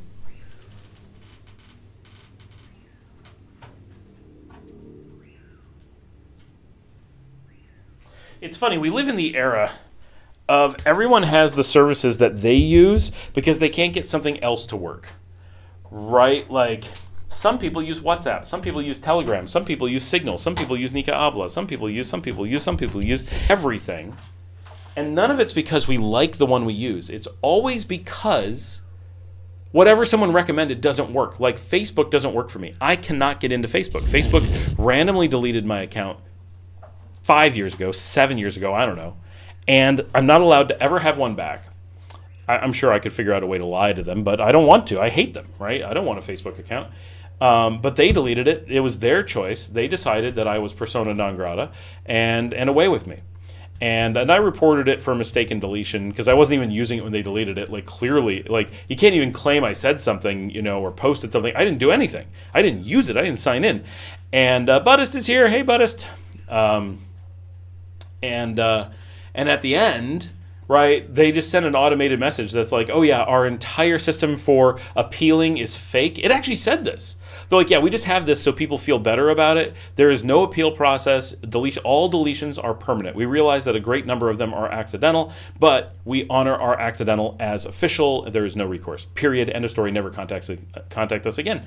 That was their thing. Period. And so, but that means, and a lot of people don't realize this, if you're a business and you're only on Facebook, you're compounding that problem. You're sending the message, oh, Facebook hates you, we do too. You're persona non grata to our business because we only use Facebook. Using it optionally as an additional thing, of course, that's fine. But if you do it only with that, you are backing them up. You're like, oh, I know we're losing money, but we love Facebook so much, we'd rather lose money than deal with customers they don't like. It's a weird thing to do. Which is why American companies are really big on, they always have their own websites. They never rely on third parties who can piss off their customers. But here, people don't think this through, right? No one ever talks about it. And so you can have alienated customers or impossible to reach customers all because of a third party decided they didn't want your connection to be there and no one thought about it and no one looked into it. All right, I'm going to... Oh, why did this not come up? Hold on. I'm going to try to get us maps so we can look at maps. But my computer is not being cooperative today. It's not mirroring the screen. I'm not sure if I'm hitting the right button or not. Heaven only knows. Oh no, that blanks the screen. I mean, I guess that's handy. I think I just need to reboot. Just the fastest thing.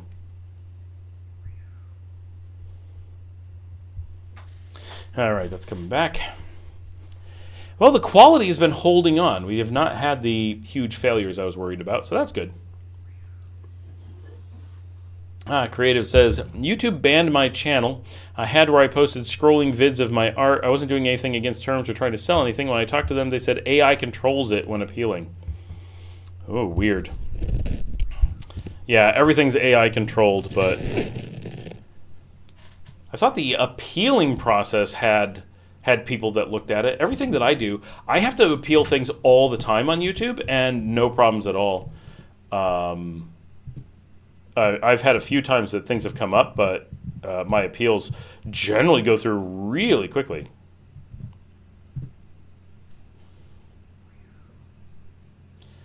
So it's scrolling vids of my art. Weird. Did they tell you what they deleted it for? What did the AI guess that it was? It's definitely all AI. It has to be. That's basically required by law. Unfortunately, because of the U.S. And Europe, they require that companies like YouTube and Google, it's not a choice, right? So think of it as the U.S. government deleting it, not as YouTube deleting it.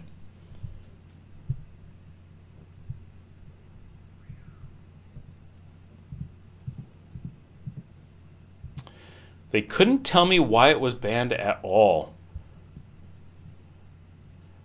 I have not seen the bus terminal in a little while. You know one thing, I really wish Firefox had a quick button for turning off their translation button. I know I can go into the config and hunt it down, but like, who wants this pop-up translation thing in their screen all the time? Definitely not me. It is so freaking annoying, and it's in the way, and it takes over the screen, and I never asked for it. And it's just this little thing with Korean symbols at the top, and it's constantly getting on my screen. You have to do all this stuff to get rid of it. Like, That should be opt-in, not, and it's not even opt-out. It's like go into the you're in danger, don't touch these settings spot, and you can disable it. High Seas Drifter is here. What is your take on the retiring there on a sailboat? Any info on marinas, Caribbean side of the country? I don't have any information on marinas, Caribbean side of the country. I'm going to guess that there are none. So the Caribbean side is basically swamps everywhere, and I've never heard of there being a marina. That doesn't mean that a sailboat can't come in and park somewhere. For sure it could.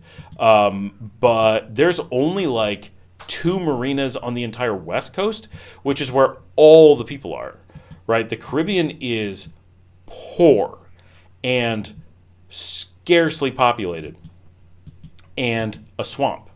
So having a marina is physically difficult and financially difficult because who would park there? The best bet is at Perla, but I don't know if it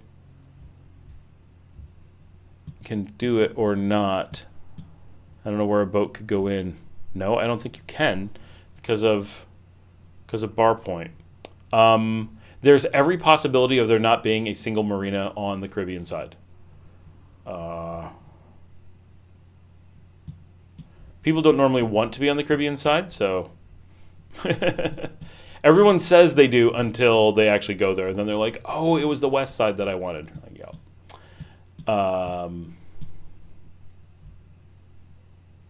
Sean says, when visiting Grenada, we visited Grenada while I was there for my vacation. I was curious what your thoughts are on Grenada versus Leon.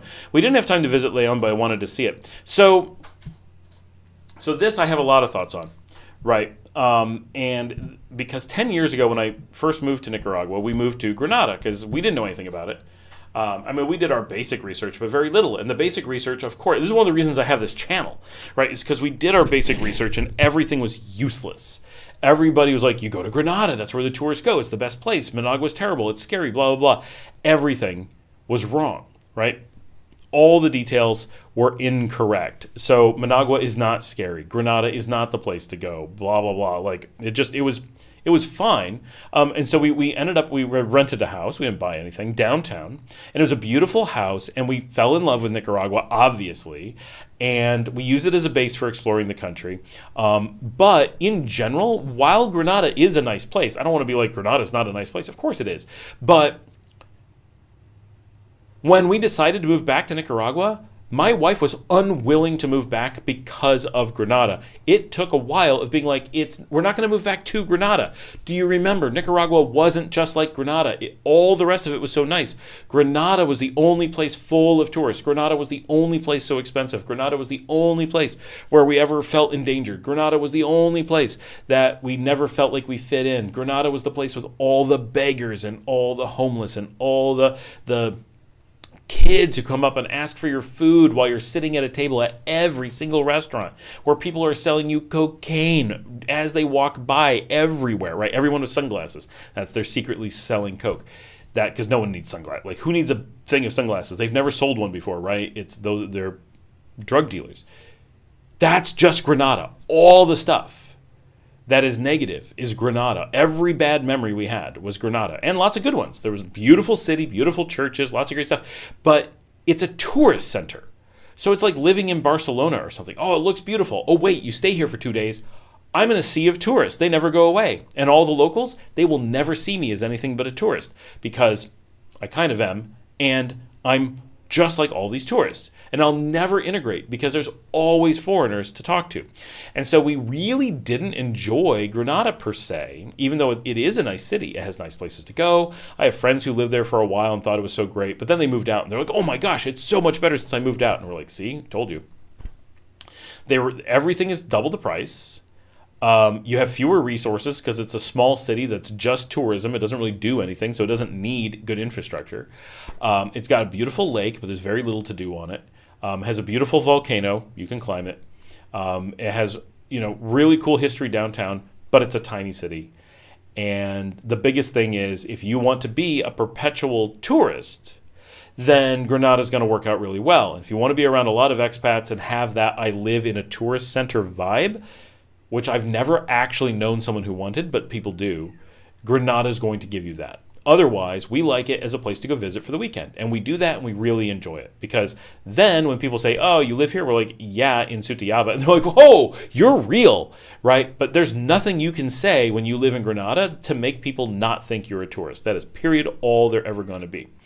So it's a totally different feeling than you're going to get in other parts of the country. You're going to have this, you are just a tourist forever. And every restaurant is going to be expensive. Every restaurant is going to be packed on busy weekends. And there's always that, like, people coming up to you and treating you like a tourist and begging you for money. Like, it just never ends.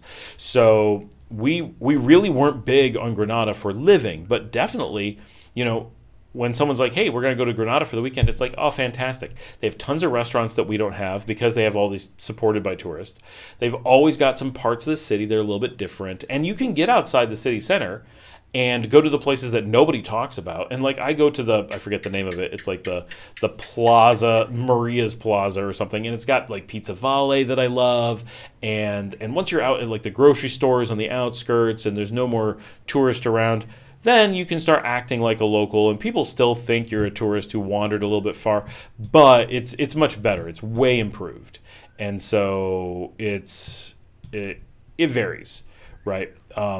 But would I ever want to move back to Granada? No, absolutely not. It would fall very far towards the last city in Nicaragua that I would want to live in. Now, if my choice was Granada or nowhere in Nicaragua, I had to go to another country, yeah, okay, I'd live in Granada.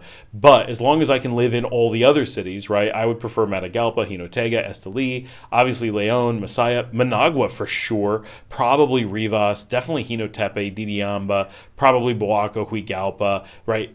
Give me any of the cities, Acatal, I'm sure I'm going to like them better than Granada. So that's kind of my take on that. It is at the bottom of the list, but not because it's bad, because it's like Orlando, right? I like Orlando as a tourist, but I certainly would never want to live there, right? So it all depends what you're looking for, what it's like. Now, we chose León as the alternative to that. Now, we chose it partially because my wife prefers the beach, but we came here when we lived here previously and experienced it. We're like, that's a nice city. We ended up really falling in love with the culture and so many great friends here. It's such a wonderful community here in León. We're the education city, where we've got a lot of the history. We're a colonial city, which I actually don't like colonial cities. I much prefer the modern ones like Matagalpa or Jinotega. They have a different vibe to them. Jinotega I do like. That's not the one I meant. Jinotepe.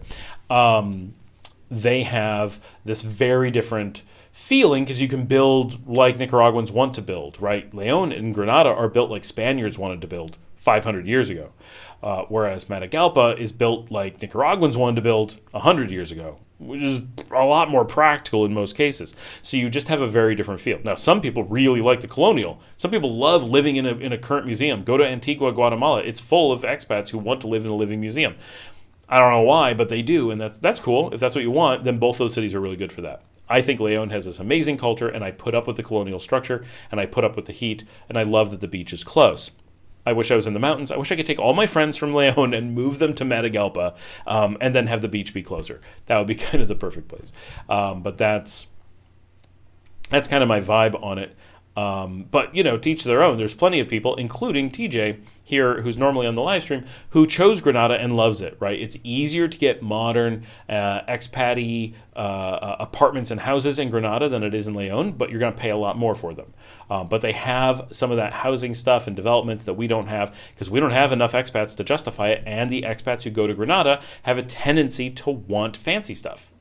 Right, and Granada is full of mansions. They have Mansion Row up there, whereas León has always been a poor working class education city. So lots of universities, lots of working class people, and it's just a wholly different vibe because of that, which I like. I don't want to be around all the millionaires and stuff. I want to be around Nicaraguans who are actually going to work and actually doing things. That's what I think is fun. And good and healthy. So, very happy with León, having been here for a while. Berhain says, I'm a U.S. citizen married to my wife last month. Congratulations. Looking to buy land with a farm. Land her family is going to stay there. Plan to hopefully move there in the next 3 to 5 years. Any suggestions? Made 4 to 5 trips. That's going to be tough. Really, you're going to want to ask the family because it's, Nicaragua's a country. It's big. So it's, it's the same size as New York, the state. So what kind of recommendations are you looking for? There's land available everywhere. Even Managua has lots of land available. So you can pretty much go anywhere in the country you want to. It's really going to come down to what you want. What kind of things do you want? Where do you want to be close to? Which towns, cities, beaches, mountains, borders, right? Do you like spending time in Honduras? You're going to want to be way up north. Do you like spending time in Costa Rica? You want to be way south. Do you hate all other countries? You want to be in the middle and stay away from them, right? Like it's all going to depend what you like. There really is. Especially when it's like farming and stuff, you can decide to go literally anywhere, and it's probably going to be affordable. So that your family is going to probably have a lot of opinions on that and be like, well, no, we're from, name a place, right? We're from Huigalpa. We don't want to be far from Huigalpa. Okay, that makes sense. They have, they probably have cousins and stuff, but maybe they don't want to be in town. Maybe, okay. So get kind of you want to be within 10 minutes, 20 minutes of family. How far away do you want to be? Kind of draw a circle and then look at your own needs, right? If it was me and I married a girl from Huigalpa, and she was like, well, my family wants me to be close, but we can be about 15 minutes away. Be like, okay, cool. I would probably take Huigalpa and kind of make a cone going out towards Managua and be like, I don't want to be on the far side of Huigalpa from Managua. I want to be closer to Managua because I'm going to be going back and forth all the time. Huigalpa is a tiny place, right? I mean, it's big enough. It's got some nice restaurants. It's got some things to do. You could live there. Very nice place. But I'm going to want to go to Managua on a regular basis, right? I want to go to a club. I want to go to a nice bar. I want to go do shopping. I want to do whatever. I'm going to be in Managua. I might actually get an apartment in Managua. Just go back and forth. Real thing, right? So I would then, for me, draw from Huigalpa and make this big 15-minute travel thing in the Managua direction, so it's no farther and possibly closer than Huigalpa, and then drive around and look for where I can find a farm that has good land and everything for the things that I want to do on it. Maybe has a nice view, maybe is close to an attraction. Huigalpa could end up being very close to Lago Colsibolsa or whatever, right? Or maybe I want to be closer to the mountains. Maybe I just like the mountains, so I'm going to go near there but look for elevation, right? So I think that's kind of the way to approach it because you've got some serious options in the country based on the suggestion.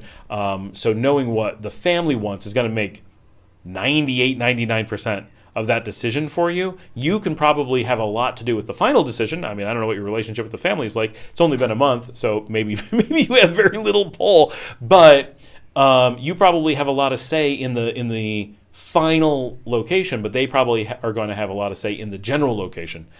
So let them guide that probably. So that because otherwise, right, they may be like, we're thinking South Rivas, that's where our family is, and you're like, I found a place in Acatal, up in Nueva Segovia, or somewhere out in Madrid, in Somoto or something, and they're going to be like, that's like another world, we don't even know what that means, we have no, Nicaraguans have a tendency to be relatively locale-based, right? It's really common to meet someone who grew up in Managua, and it's like, I've never been to Leon. I hear that constantly. Right? People who 30, 40 years old, and they'll be like, I've never seen Leon. And you're like, you've never seen this country's second city? Like, I get that you don't go there often, but like you lived in the capital. Do you know how it's 2 hours away and $2.50? Right? And they're like, yeah, that's enough that people never do it. And so there's a lot of people just never seeing the country and having no context, and their vision of the country might be really localized. And so you probably want to take that into pretty serious account. And maybe they don't like their local. Maybe they'll be like, well, we're from Rivas. We won't be anywhere but there. Okay, right? Play with it. But mountains, beaches, like what do you want to be close to? Big cities, small cities. Beer Kicker's here. Hey, Scout, good to finally see you in person. Hey, Beer Kicker, glad you made it on. Brian says she's Nicaraguan, by the way. Charles Bird is on. Hey, Scott, great to see you live chat. Thanks, good to see you here. Glad people are making it on. We got a good number of people on now that we've been here for a while. And knock on wood, we still got the stream is still working for a change. Beer Kicker says, visited Esteli last couple days. Oh, you're here now. Like, you're local. Grabbed some cigars, visited Center Square. Excellent place to visit in the mountains. Yes, Esteli is nice. Have you been up to which museum? Is it the Archaeological Museum? That doesn't sound right. There's a museum near the Hotel Hex, near-ish, we'll say. A beautiful museum, but it was closed last time, but it looked really interesting. Creative says, I have to go now, so I'll talk to you later. Have a good time, guys. Bye, Creative. Berhain says, I visited Cardeña 2 months ago. It was a small town, but it was beautiful near Rivas. Oh, I had not seen your Rivas comment, so that makes sense. I actually don't know that little town. Oh no, we're having stream problems. I knew I said it. Oh, there we go. We're screwed. I had to mention it, didn't I? I even knocked on wood. This is supposed to mean something. Okay, I'm going to switch over to the map at least. And let's go look this place up. Cardeña,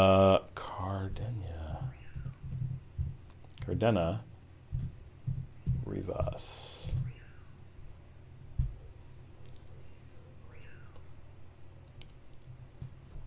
That is way out there. Oh, Cardenas. Yes, it's actually Cardenas. And we have one of our viewers is actually from there, or lives out there. They're not originally from there. I would not call that near Rivas. I mean, it is technically in the Departamento Rivas, but it is really far from Rivas. Rivas is here. I mean, I guess it's not that far because you can go along the lake. This is Piñas Blancas, the border crossing. So when you cross from Costa Rica, you actually take a hard right at Zapoa and go down to Cardenas. I've actually not been down there, but I've seen the sign for it. I've been at the border all the time. So I know the area, but that's about it.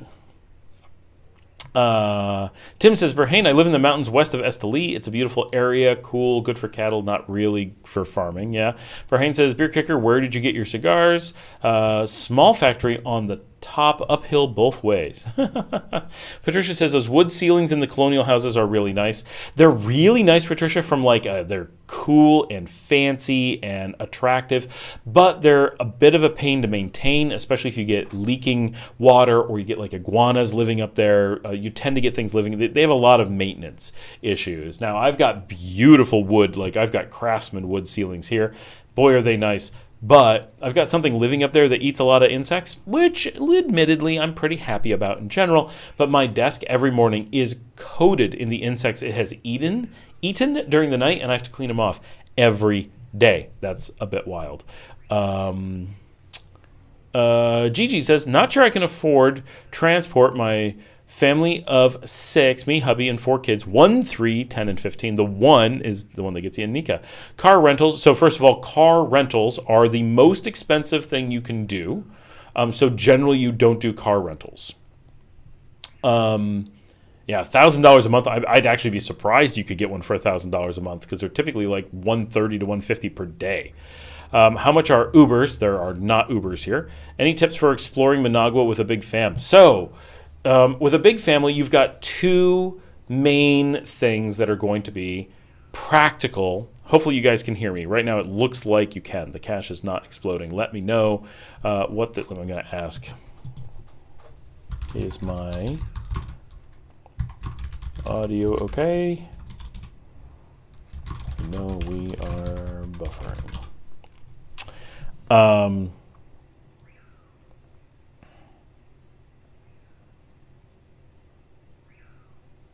Let me know if you can hear me. Bum ba da da dum. Hear me. Ba da da da. Can you hear me on the stream? Ba da da bum bum bum ba dum. Ba dum bum bum bum ba dum bum ba da da bum bum bum bum. The cache seems to be holding, so we're gonna try. So Gigi, to get around cost effectively, 6 people is tough, but renting is always considered a pretty high luxury. Because for a couple reasons. One is that car rentals are more expensive than hiring a driver, typically for a day. So if you're going to rent a car for the entire day, generally it is about the same price or slightly cheaper to hire a driver who has a car and have them drive you around for the day. But it is far safer and more reliable to have a driver because they know what they're doing, they know how to navigate, you're able to do other things. That's their only job, is to do that, and it really helps the economy a lot more than driving yourself anyway. Doing a car rental helps no one, really. And there's so many risks that come with it, right? Watch our episodes on, how to avoid going to jail while driving in Nicaragua. It's, if you live here, you drive and it's no problem. But if you don't live here, it means you don't have a lawyer. You don't know how to talk to the cops. You're just so many more things to go wrong. And when something goes wrong, is not the time to be figuring it out. You don't want that stuff while you're on a vacation. When you live here, yeah, you're fine. So generally, one thing is renting a car normally takes a lot of time and effort, more than hiring a person, and equal or greater money in most circumstances. So it's very much a luxury. Plus, if you rent a car, you have to keep it every day. So you're looking at a car for a month. Now,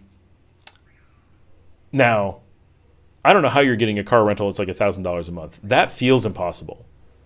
Maybe you're missing that there has to be insurance, and that's not included in that.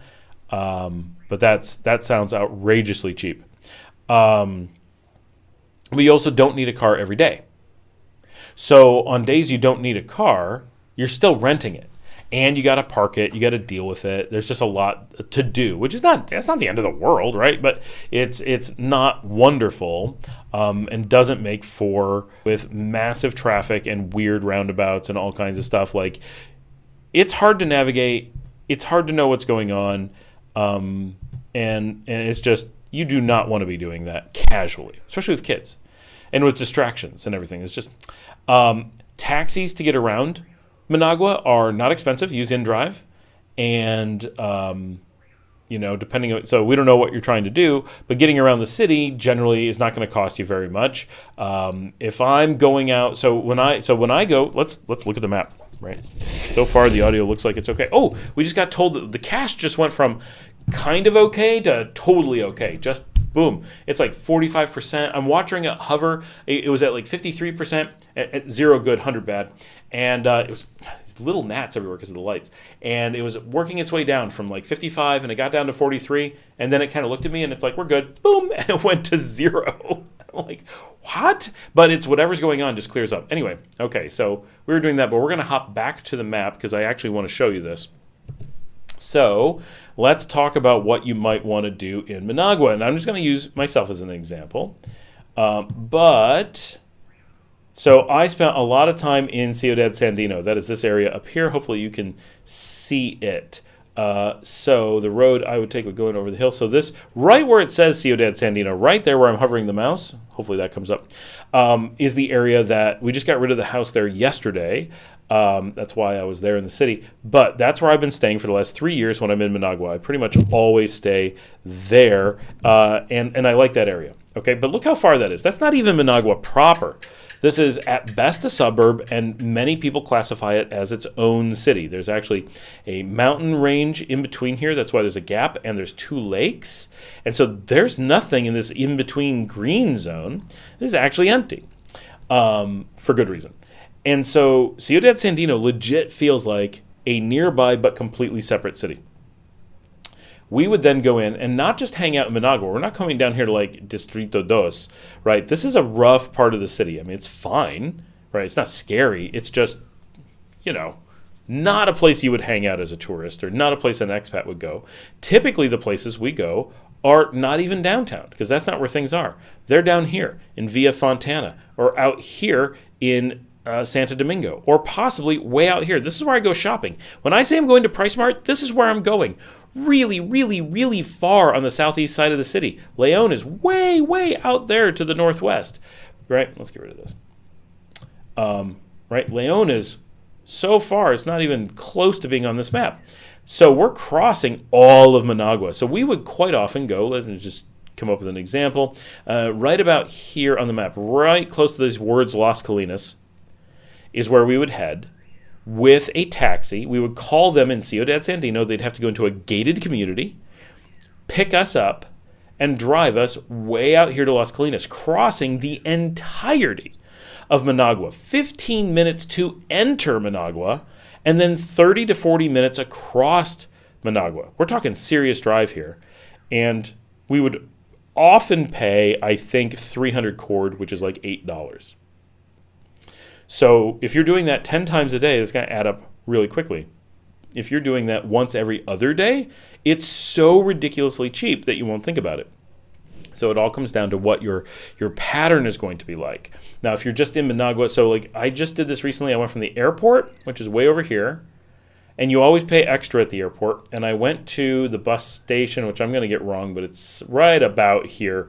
It's pretty close. I don't know if you can see my mouse. Yeah, I think you can. It's right in this area anyway. So it's pretty far. Not nearly as far, but a good distance. And I believe I paid 120 to do that. Maybe I had that number wrong, but it was not very much. And they were trying to charge me 20 at the airport because they thought I was a tourist. And they will not give in, right? If the official airport people are all 20 when it's like $3 or $4. And the guy who picked me up is laughing. He's like, oh, the idiots who take the airport taxis. It's all a scam. Now, in many cases, you're going to be in areas like when I stay in Villa Fontana, often I walk everywhere. Or if you need to rent a car, just rent it for a couple days and not keep it for a month. So hopefully that gives you a little bit of an idea that these big distances are in the $3 to $8 range. So quite often, like in Leon, we're cheaper, obviously, but I can go almost anywhere in Leon for about $1.50. Now, with a family, you pay more because of the way that they do it here. But you're looking at a few dollars pretty much anywhere you're going in Managua. And the chances that you're going to be running all over Managua for any amount of time, once in a while, sure. But you're probably not going to be covering the city on a regular basis. Now, you continued with, can you tell us about, and also link in the description, sure, spots in Managua like bowling, trampoline parks, go-karts, I don't know where those are. They exist, I don't know where they are. Movies, arcades, theme parks. Do they have AC? So first of all, we do not have theme parks. That is not a thing in Nicaragua. There was one once upon a time, very small. You didn't want to go there anyway, but it closed, I don't know, long ago. Theme parks. I actually have an episode on theme parks. Pretty much you go to Guatemala for them. So sorry about that particular thing. There are like these carnival things that pop up all over. They're probably not something you want to go to, but just keep in mind, this is the third world. This is not, right? Theme parks typically are super expensive things. You either have to have a tourist infrastructure where tourists are paying for all of that, which certainly Nicaragua doesn't have, or locals who are able to pay for that, and that is definitely not something that enough locals can do. But so let's zoom in a little bit here on Managua and give you a feel, because I think this will help explain a little bit about the driving. So I'm going to put PriceSmart down here, bottom right. Everybody can see, right? Unfortunately, I can't see you guys typing. I'm gonna scroll this a little bit and see. Okay, I think we're good. I think everyone's okay. So PriceSmart is going to be the farthest southeast point that you're going to deal with. And if you're not actually living here, if you're just visiting for a little while, you're not going to go to PriceSmart, and you're not going to go to Walmart. You don't have to go to anything down here. Then about the edge of where you're going to go so I'm going to use the Hyatt. The Hyatt happens to be in Santo Domingo. You're really going to go a little bit farther. You're going to come maybe out like where this Mirador Suites and Lounge is. That's going to get you into the area with some of the cool restaurants, like, for those who know the area, Brunchy just opened over nearby, and Brutal is over there, some stuff like that, right? So you got this little area there, and then you've got this little area in Villa Fontana that's coming up here, and then these roads that connect them, right? So this area here is really nice, and this is the big mall right here right here on this intersection. Well, connected to the Hyatt is the big mall, the Gallerias, and that's going to have arcades and restaurants, and then over beautiful areas, and then this little road going down to, I'm showing the Hilton, but it's across the street. All right, so that zone. Well, it's a couple places, but that's kind of Distrito 1. Well, it's a couple places, but that's kind of Distrito 1 is the centered there. And that's where almost everything you're going to go to is located. And I actually have videos where I walk to nearly all those points in a single video. So you can see how close they are, that they are walking distance. So you can see how close they are, that they are walking distance. Now, I do long walks. We all know my walks are not normal people's walking distance, but we all know my walks are not normal people's walking distance, but see there for $2, right? Or very little. Now, the regular basis. Any number of places you may want to visit once or twice. But of places you will have some regularity and be like, oh, that's a place I really like again, is the Plaza Natura, and I believe it is right here on this bend, but that seems too close. It is probably over here. All the way, right there, Plaza Natura. So this is a little bit farther than I've walked, but it's not bad. This is a beautiful, call it a Centro Comercial. If I was buying it, so it feels more and more like a mall. I was just there. This has the beautiful bowling alley, the only one, but it's gorgeous. Has laser tag, has an arcade, has a tea room, has a to go. Kind of your places, other than taking an excursion to maybe go to the Capitol building or to go to the, you know what I mean. Pretty well. We're actually having a problem again. It's actually going. I believe it's in the Galleria. Says, hey Scott, glad we finally made the live. Yeah, I'm glad you guys are here. Awesome. Sorry that we're having lagging. You say I've never been to Bluefields. I need to get out there. Everyone has questions about it. Everyone is going to be, I was hoping for something completely different. I'm going to be like, I know you were. No one believed me that it's not the place you're actually interested in. We're about to get really bad lag. Here it comes. Now we're that means we are going to chill for a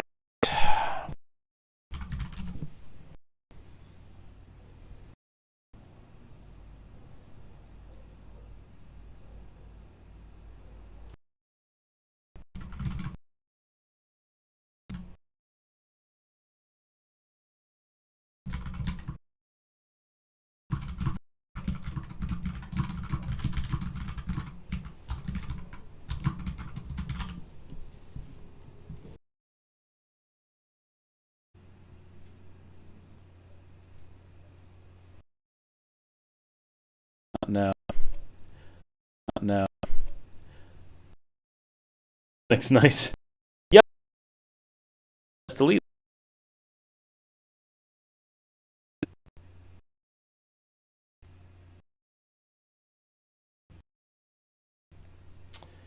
I'm for a minute.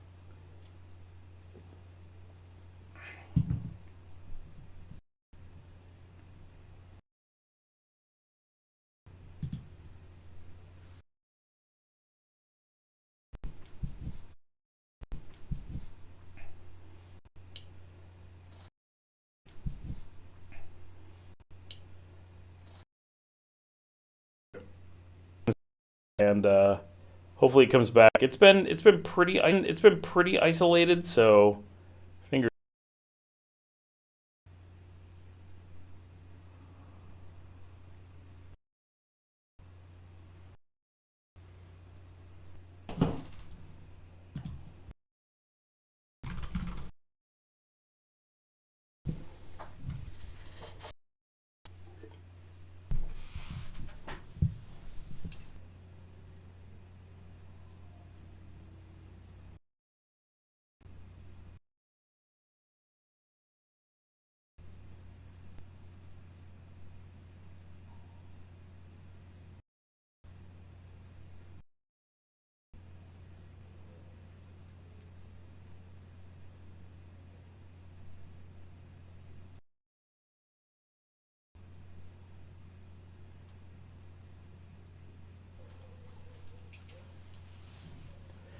Oh my god, so bad.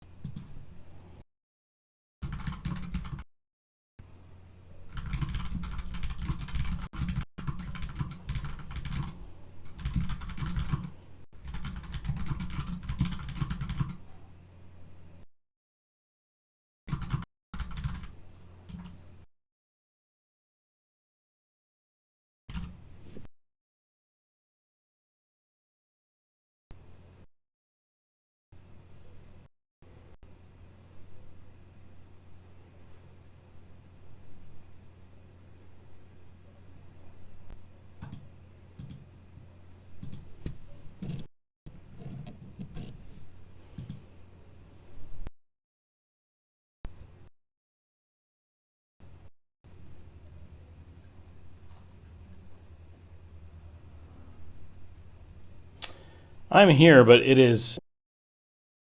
It said X.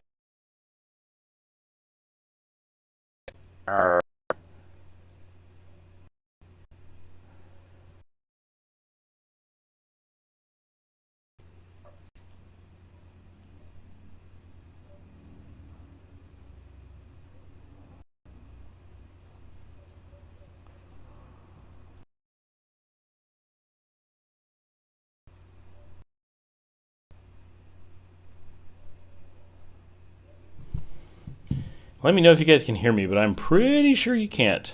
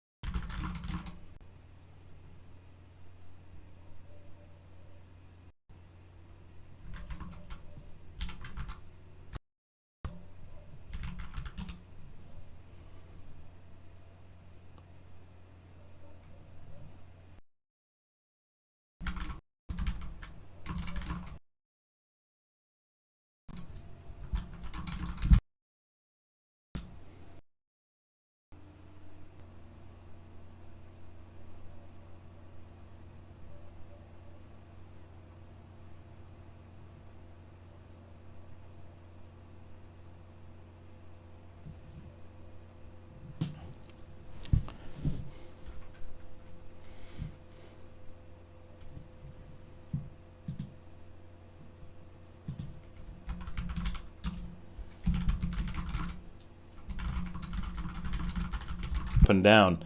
YouTube acts like it's getting enough data, but the cache suggests that it's not. But yeah, flights. If you're flying from Miami, is generally really cheap. But if you look from other cities, quite often the other cities will make it outrageously expensive. So it's all don't do things about.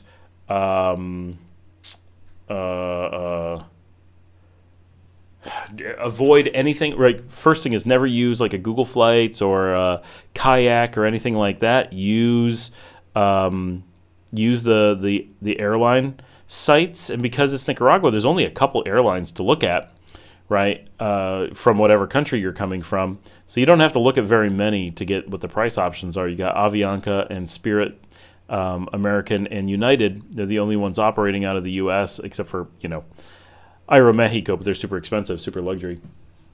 So, our cache is suddenly okay. We're back. We are back. Woohoo!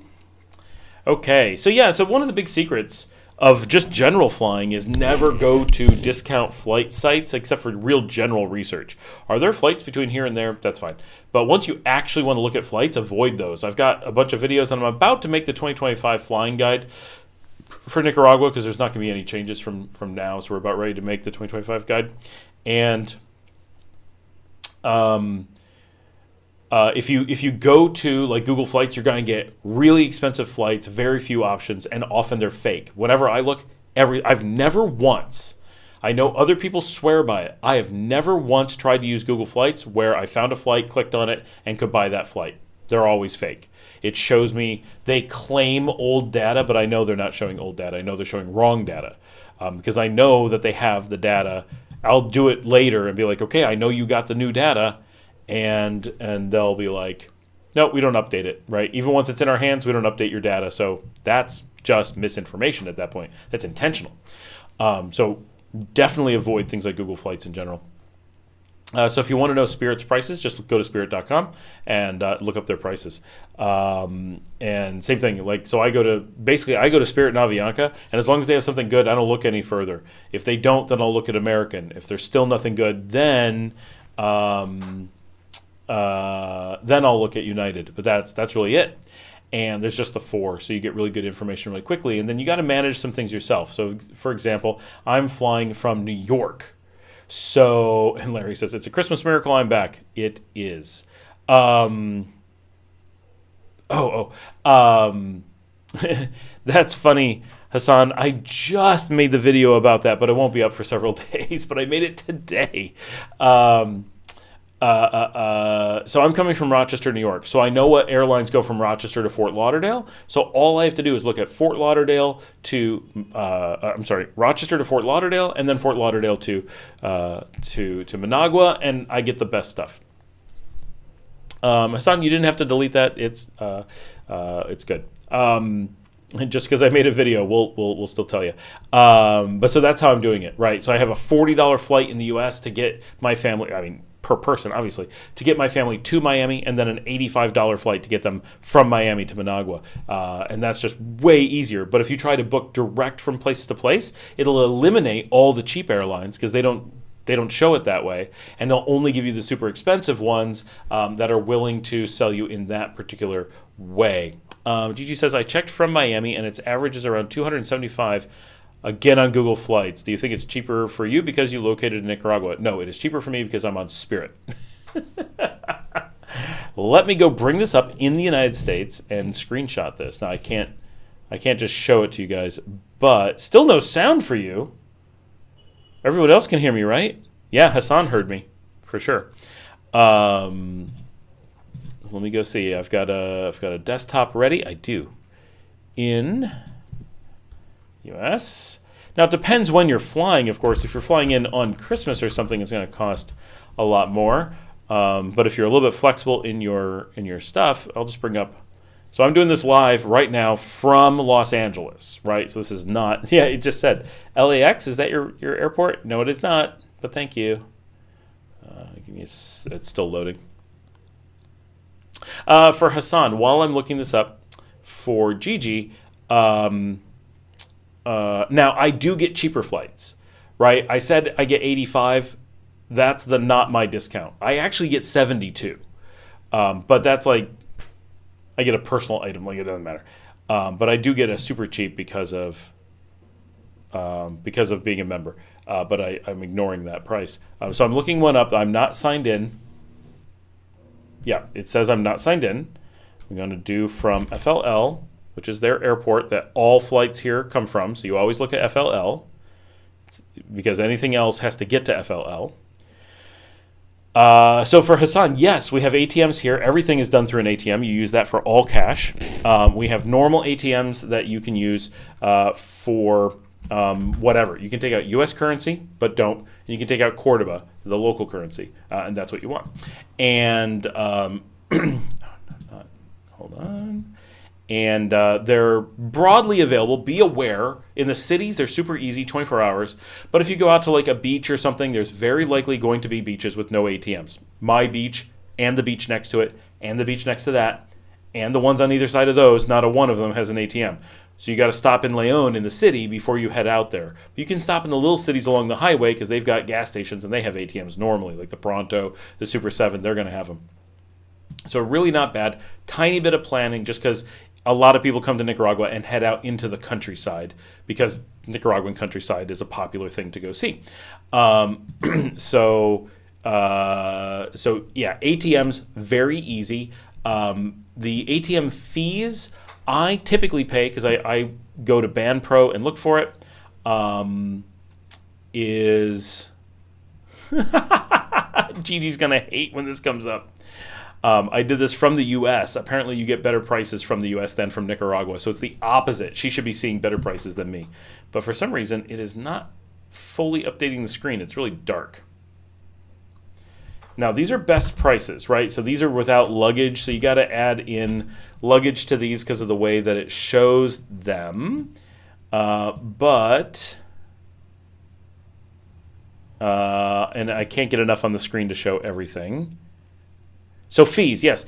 So I go to BandPro and I pay $4 to take out $800 or the equivalent. The fees in dollars in Cordoba are the same. It's just a different number. And the amount you can take out is up to $800 or its equivalent. And so it's the same. So that's, is that $4 on 800 is 0.5%. Now, if I go to other banks, I can pay as high as $5 on 500, which is 1%. So that's the range that I pay when I take out, because I always take out the max. So BandPro has the best. I believe Lefise is in the middle, and then I think BAC is the worst. They're the 500 for 5. I think Lefise is 500 for 4, and I think BandPro is 800 for 4. So BandPro, if you can, gives you the best rate. It's not super low fees, but it's not bad for an ATM. And let me see if I can get this image up on the screen so Gigi can see the prices that we have from Spirit, real world, looking right now while we're sitting here. Oh, I don't know why. Oh, yeah, I didn't bring it up live on the because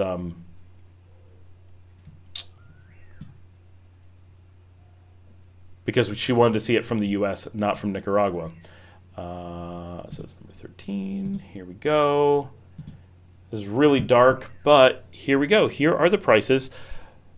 This is a computer in Los Angeles, booking flights Fort Lauderdale to Managua 1 month from now.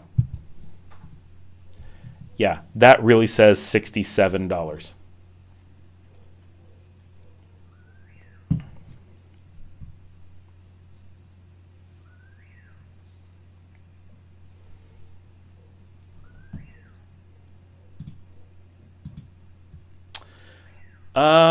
Goop says, hey Scott, how are you? I texted you a week ago but never got an answer. You texted me? If you text me, you will not get an answer. Anything on text, it will be an instant block. I don't even look at it. I get, 20, 30 scam texts a day. If you have my number, WhatsApp me. I do not accept text, and they rarely would get through to me anyway. Like, texts are unreliable because they have to go through weird phone networks or anything. So just WhatsApp me if you want to reach me. Why did you text me? Like, I haven't publicly said I've had text in years. I can't turn it off, but I don't. My phone doesn't accept text. Yeah, always buy from the airline site. Christmas Miracle, have me back. Copa has some deals sometimes too. Yeah, Copa does, but I don't know if they have them from the U.S. Do they have deals from the U.S.? That's a lot of extra flying. But I've flown Copa a couple times in the last 2 months. They've been great. Like, I really like them. Yeah, Gigi, Google Flights is seriously screwing you over. Like, I mean, I realize the 67 is lower than what you would really do, but the amount that Google Flights is taking advantage, right? They make it look like they're finding you low price things, and then they gouge you, and someone's paying them for showing high price. And I think what it is I think the high price airlines pay them to bury the good prices, so you think you're seeing all the stuff, and they're not. They'll never show you the good prices. That's my experience. Anything that's cheap will never show up on there. DJ says, hey, Scott, just got back from Managua. Hey, good. We were talking about you. We were talking about Granada housing earlier. We've had some pretty severe networking issues tonight, but it keeps clearing up. So far, it seems to be holding out. I'll make sure I type this for Goobs.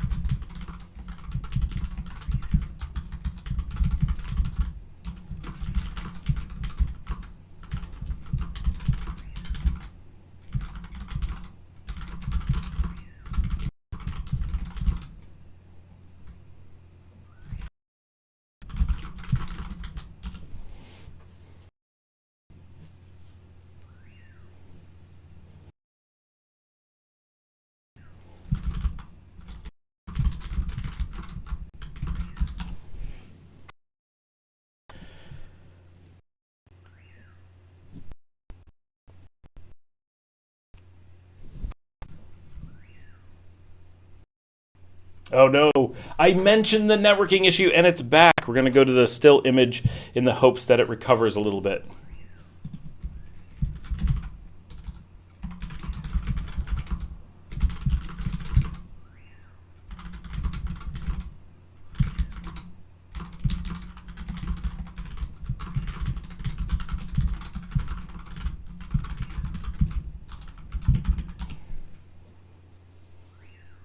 I went to a place called a Art. What did they have?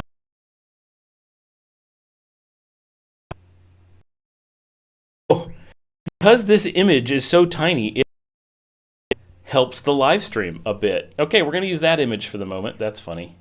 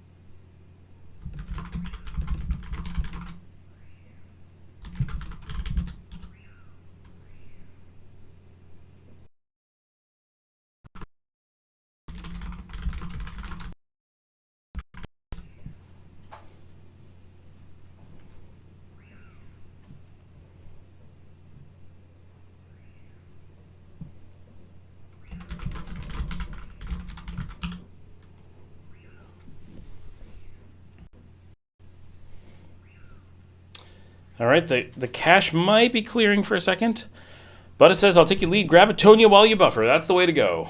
More Tonya. This is actually a plot by the Cerveceria to sell more beer.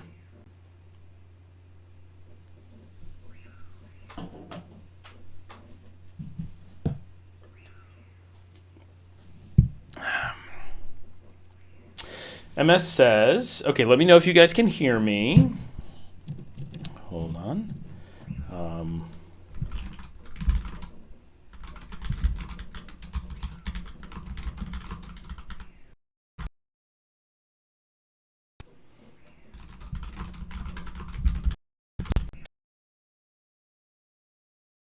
Phones that let you do anything than in the US. Here, the US locked ones are not available here. If you're using that expression, phones, American phones are the one to avoid worldwide. It's the only country that allows the phones to be crippled, and so nobody wants American-style phones. You can buy international-style phones in the U.S. For like you can buy iPhones, you can buy Honor, you can buy Xiaomi, all the good ones, right? There's nothing I would want to buy that I can't get here that I can think of. And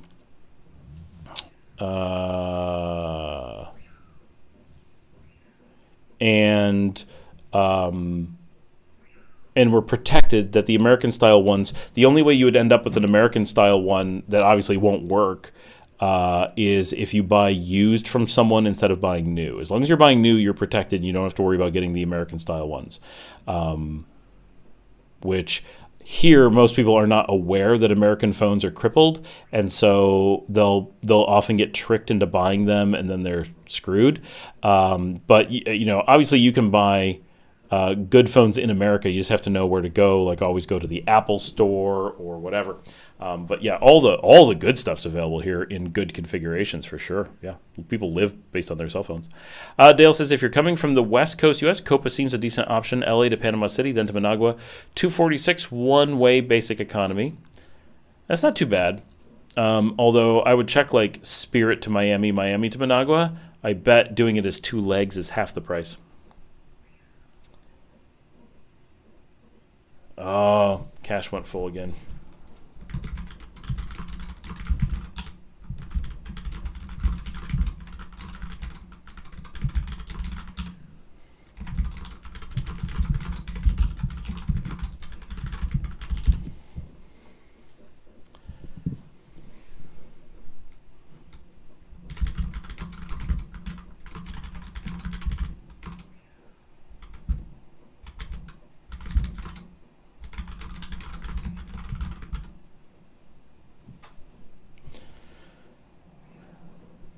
Oh, maybe my voice came back. The lag is so much, the actual delay is so much, it's hard to know when you should be hearing me versus when you shouldn't.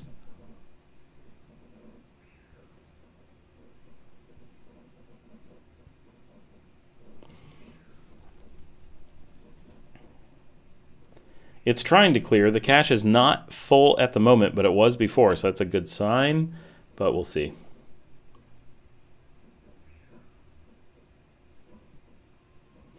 Dale says, XL, he's got his email address listed on his channel and on his video description. Also can join the channel and get access to the member chat on Nicaragua. That is correct. Those are, yeah, for just normal stuff, email is the easiest way to reach me. But yeah, member chat, definitely a good option as well.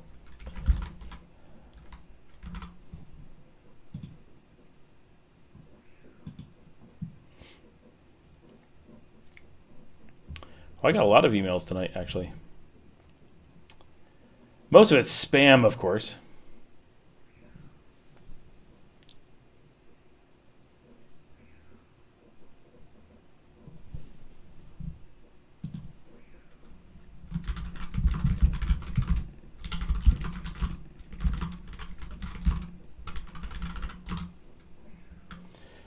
All right, it looks like it's coming back, so we're going to give it a minute, but my talking seems like it is working.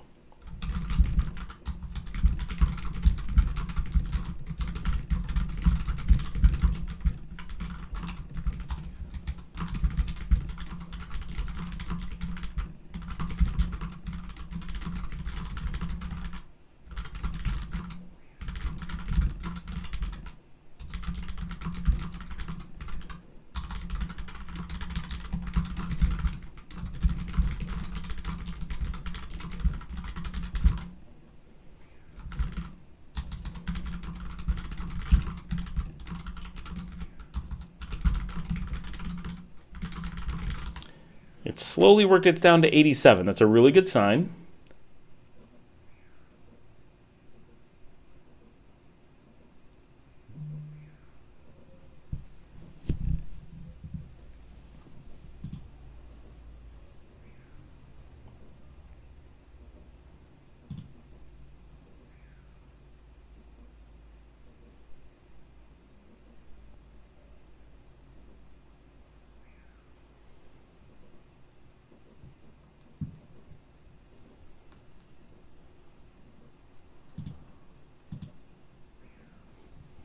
Down to 83. Let me know if you guys can hear me. I think it's coming back, but there's a big delay, so it's gotta wait. Gotta wait just a minute.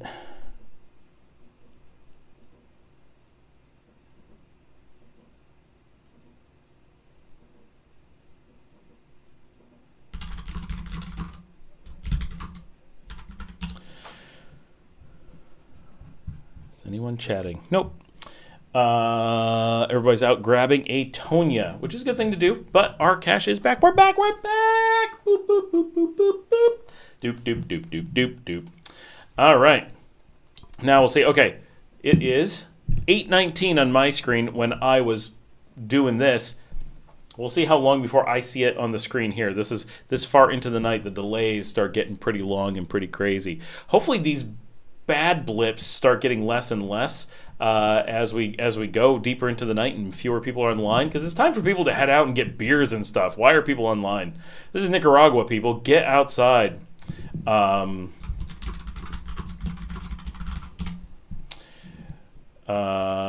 For those looking at flights, it is not actually Miami. It is Fort Lauderdale.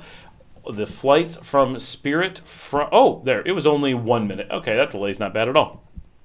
I thought it was going to be far worse. All Spirit flights from the U.S. to Nicaragua are FLL to MGA. That is the only flight path that there is. So look at nothing else. You can look at like DFW to Managua, and it'll go through FLL. So you can do it that way and get a single flight. And sometimes they'll actually make it cheaper. Or you can do just FLL down and figure out how to get to FLL, Fort Lauderdale. That works too. Buttis says, just kidding, not actually getting a Tonya. Buttis, you're ruining my night. Everyone should have a ice cold Tonya. Actually, it's December. Everyone should have a Maestra. I just don't have one here. Now I'm sad.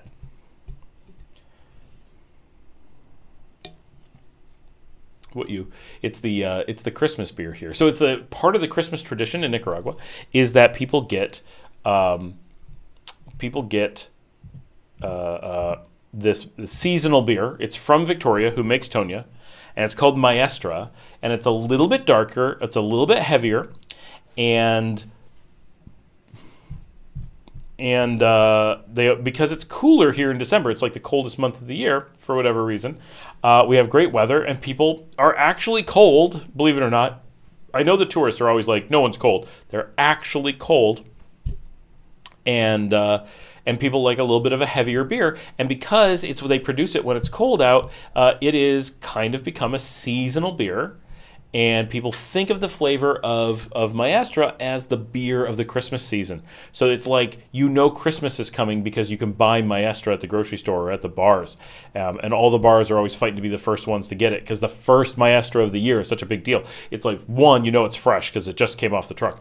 But two, it's like you've been waiting 11 months to get Maestra again, and because it really is a good beer. It's a quite excellent beer. So... it's a cool tradition, and it's just neat. Oh, trying to do something stupid. Okay, I'm gonna switch over to the computer because I want to look up prices and just show a little bit of using Spirit from the. All right, cool. So we're going from Dallas Fort Worth DFW to MGA. Now this has to go through FLL because that's the only way.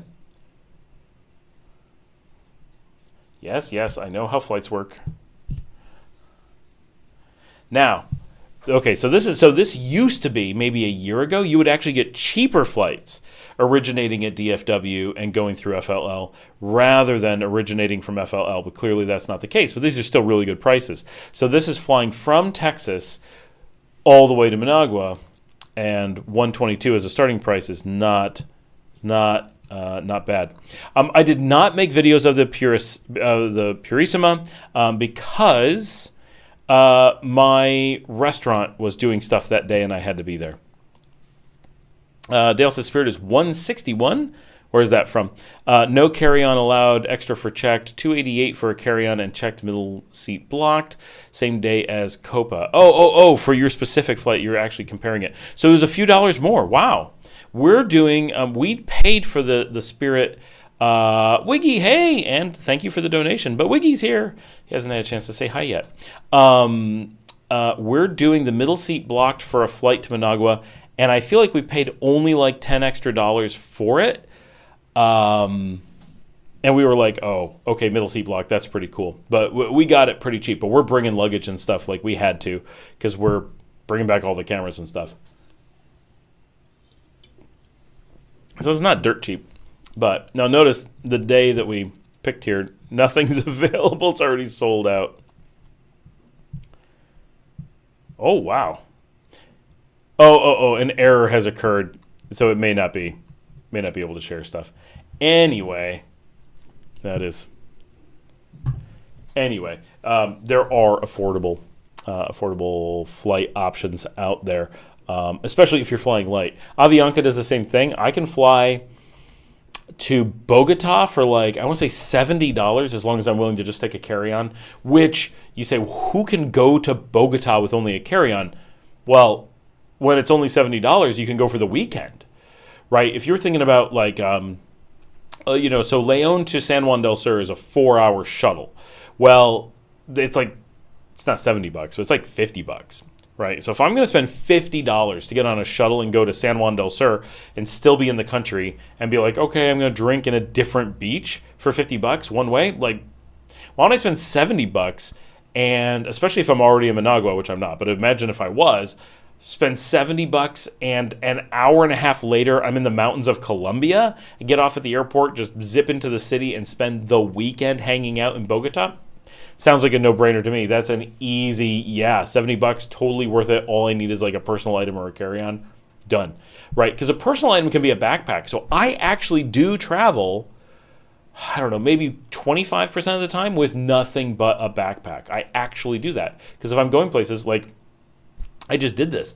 I just went to Belize. I went to Panama, Costa Rica, Guatemala, Belize, and had enough time that I went to Panama and hung out with a friend and went and did a video, hung out in Guatemala, did a video, went to Belize, worked, actually did my job, did a video, and had vacation time on Key Kulker, and was in Costa Rica technically for a moment, and had to spend a night in Managua to do the logistics of all this. And had to take my stuff for work. This wasn't like pure pleasure. I couldn't just, and I only did it in a personal carry-on. I took it in my backpack, right? So hard, but I was able to do it. That's an extreme case. But if I was going to just go to Colombia for the weekend, easy with just a personal item. I could do that all the time. And then especially, which could be a smart thing to do, always thinking I am, is I could eventually get an apartment in Bogota if I decided that was a place I wanted to go to all the time, and actually stage things there. Take a little bit of clothing, leave them behind, do whatever, and have some stuff there so that it's really easy to go with just a personal item. And then instead of going for 2 days, it could easily end up going for 3 days, 4 days, 5 days, with just even be like, oh, I don't need very much. I don't need to carry a phone charger. I keep one there. I don't need another pair of jeans. I keep one there. Because I don't need jeans in Nicaragua, but I need them in Colombia, right? It's cold.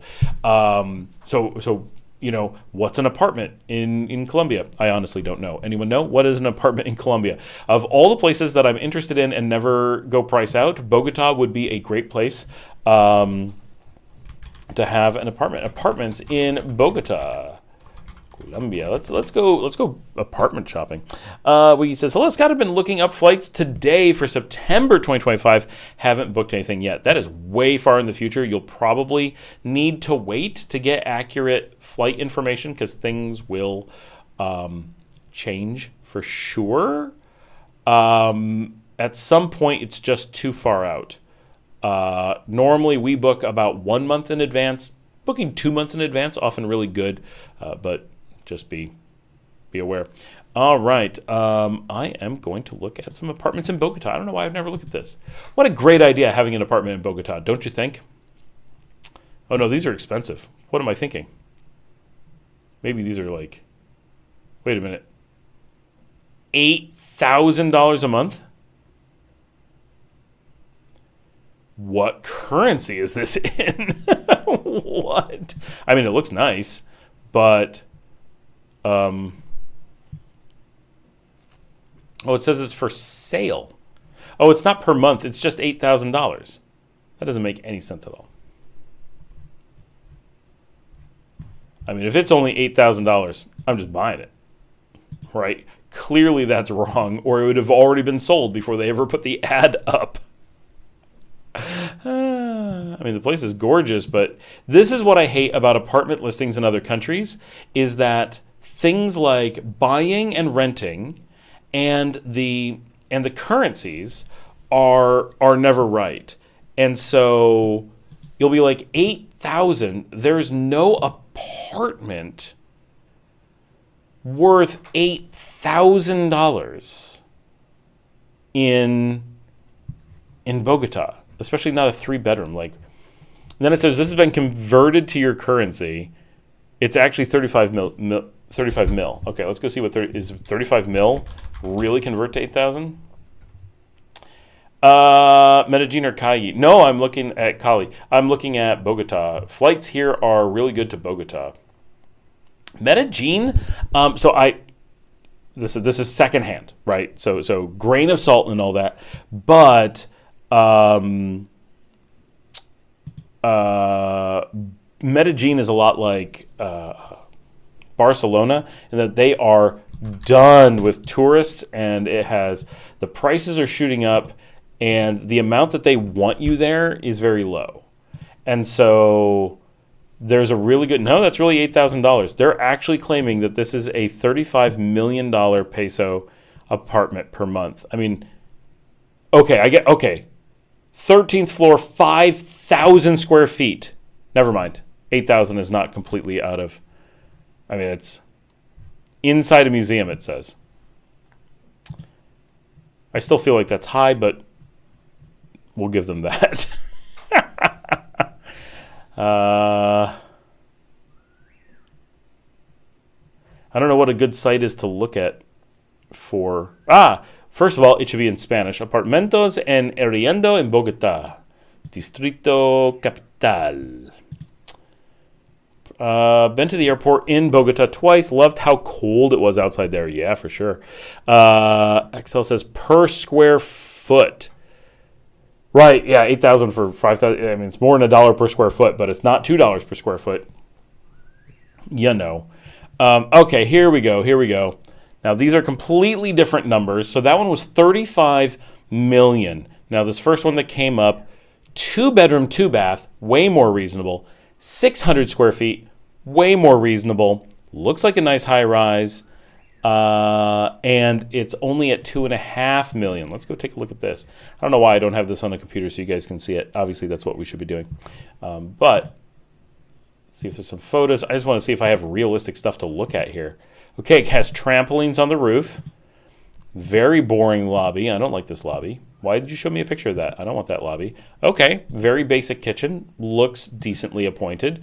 Very normal apartment. Nothing fancy whatsoever, which is exactly what one wants when you're looking at this. But I still feel like this is going to be pretty expensive. Bogota's not supposed to be this kind of money. What's 2.5? I feel like that's going to be way too much. Thank you. That's not how it works. There we go. Okay, $570 a month, 600 square foot, high-rise apartment. Okay. Looks decent. Still feels a little bit expensive. I feel like I can get a fancier place in Cochabamba for less. All right. Anyway, I don't think I'm going to be doing live searching for apartments. Now I'm interested, though. Now I want to, right? Now that's 2.5. Okay, so here's one. Only 1 bath. Still 600 square feet, though. If you get rid of the second bath, you got more room for things. It's a small apartment. This is Arriendo. Anyone know how good Arriendo is? Seems like an okay neighborhood. Only 1.4 million. So that's really affordable. Okay, so if this is like a weekend getaway place, let's play with that. 1.4 million. That's $318. Now that's more of a weekend getaway kind of place. Now we're talking. That's reasonable. Most of these places are pretty expensive, but you don't want a baller place for like your getaway weekend. So wait, this kitchen looks fine. I don't need to cook in this. It's all nice tile. This is fine. Nicer than any apartment I ever had growing up, that's for sure. Yeah. Very basic. 600 square feet. I need 400 square feet. Right? Like that's pretty good for me. Between 10 and 20 years old. Yeah. In La Floresta. I don't really know how good that is. But, oh, there it is. That's pretty central. That's not bad. It's not exactly central. But it's in the ring on the north side. You guys are quiet. This is why I'm looking at apartments, because you guys are too quiet. We got like lots of people on, and the audio's working, and the video's working, and you guys are just, you're chilling, you're having your Tonias. Oh, I forgot to open my second Tonia. But these kinds of things are really cool things you can do when you live in a place like Nicaragua. You figure out where the flights are cheap and easy, and suddenly you're like, wait, I can go to Bogota for dirt cheap? Why wouldn't I get an apartment in the mountains? Why bother driving to Matagalpa when I can hop a flight for a few dollars more and be in Bogota? I mean, that's pretty cool. Give me something different when I'm going out. Then when I come home to Leon, it's like, I was cold, now I'm warm. I was in the mountains, now I'm at the beach. Like, you get wildly different things. I've had amazing cafe culture, now I'm back to normal hunting down, my only place is in Sutiava kind of thing. Like, that would be super, super cool to have a getaway Bogota place. Of course, the thing I really want is a place in Guatemala, because everybody knows how I am about Guatemala. But I need to find work in. You want to hear me? I want to find work in Colombia enough to justify needing a little apartment there, because that would just be super cool. Now wait. Now this is a apartment for sale. There's no way this is for sale. Wait. 100,000. Oh, no. Okay, 2.5 billion for almost 6,000 square feet. 5 bedroom, 5 bath. Okay. Okay, that's ridiculous. But, oh, those views. Ooh. Okay, what's 2.5 billion? That's got to be pricey, right? I don't think it's actually that bad. 2,500,000 that is $572,000. But that's a pretty serious place to buy in the city. Elicio's here. Hey Scott, regards from Miami. How's it going? Glad you're able to make it. I'm just randomly looking at apartments for sale in Bogota because I don't know. We were just talking about it for some reason. Cool flights to Bogota. I'm shutting all that down. I don't need to be looking at that while we're on the live stream, but it is always entertaining. But I wish there were more direct flights. But I was looking. The reason I was looking at Bogota recently is because I wanted to fly to La Paz, which I actually work in La Paz. It actually makes sense for me to have an apartment in La Paz. Because that is where my office actually is. But when I'm in La Paz, I just hang with the people from the office. Although it would be potential to have an apartment in La Paz and use it for a lot of things. And I have people who would hunt down and find me a good apartment. So that's actually a handy thing. Because in Bogota, I got nobody. But in La Paz, I got a lot of people. And really, these places are all like 2 bedroom, 2 bath, all this stuff. I just need one of those little tiny studios with like a nice open, because I don't need a dining room. I need like a good windows with a nice view. I mean, the place I stayed in, I had an Airbnb when I was in La Paz last year, and I had beautiful view. Nothing crazy, but it was like a view. And I had pretty high, which is rough with the air, and just a big open room. Tiny kitchen, itty bitty little living room space, and then like a bedroom space that was completely comfortable. Had a nice king bed in it, I think, and it was all modern, but a studio, right? So I can't imagine that would be expensive at all, but that would be super comfy for me when I'm like, I got to be in for a week. I just need my own place, right? I want to be able to have a setup that's really comfortable for my laptop, because I bring that in with me. And, it's nice having your own bathroom. We all know, like, let's just be real. I hate using other people's bathrooms. I want my own bathroom. I want my own bed. I want my own view. I want a place where I can order a pizza late at night and it's my space and I can just settle in and I don't want. Yeah. Axel says La Paz, Bolivia. Yes, La Paz, Bolivia is my office. My company's two main locations are La Paz and Cochabamba, Bolivia. And I love Bolivia. It is such a great country. It's pretty high on my places I would live list. Like Nicaragua is number one. Duh, because that's why I live here, right? If it wasn't, I would move. Guatemala is my number two. I really like Panama. Panama was fantastic. I used to live there. El Salvador and Honduras are very optional, but I don't know if they're really that high. Of places I've spent time, Bolivia it could be as high as third. I might choose it above Panama. I do love Panama. It's hard to turn down Panama, but Panama's so small. That's part of my. But Panama's really great. But boy, is Bolivia cool. I do not like Santa Cruz de las Sierras, which is the city out in the Amazon basin out east. Not my thing.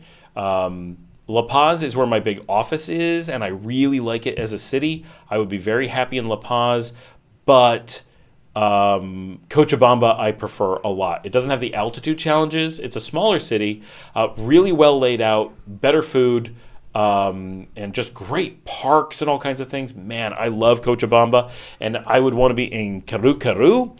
That is my neighborhood. I know, pricey, like luxury. You get a lot of foreigners there. I don't like that part, but it's full of local coffee shops and little restaurants and great little like vegetarian hamburger places, and they're not for tourists. Like those things are for locals because Cochabambians, Cochabamberos, I don't know. They're really into food and like really into that like metro food culture. It's fantastic. So I would totally do that there. You know, I really should talk to a buddy of mine. One of my best friends and employees owns apartment buildings in La Paz. I should probably just rent a place from him and have a place. It's funny that never crossed my mind that one of my employees owns multiple apartment buildings. And I don't mean like he has some ramshackle thing. I mean, he owns fancy, nice apartment buildings in really good parts of town that he built and they're under 2 years old. The funny thing, so this is why I have to have the live stream. We get to talk these things out. So how hard is it to get to La Paz from Managua? It's not that bad if you're willing to do a little bit of extra work. So I did this recently because I was supposed to be there last week and things didn't work out.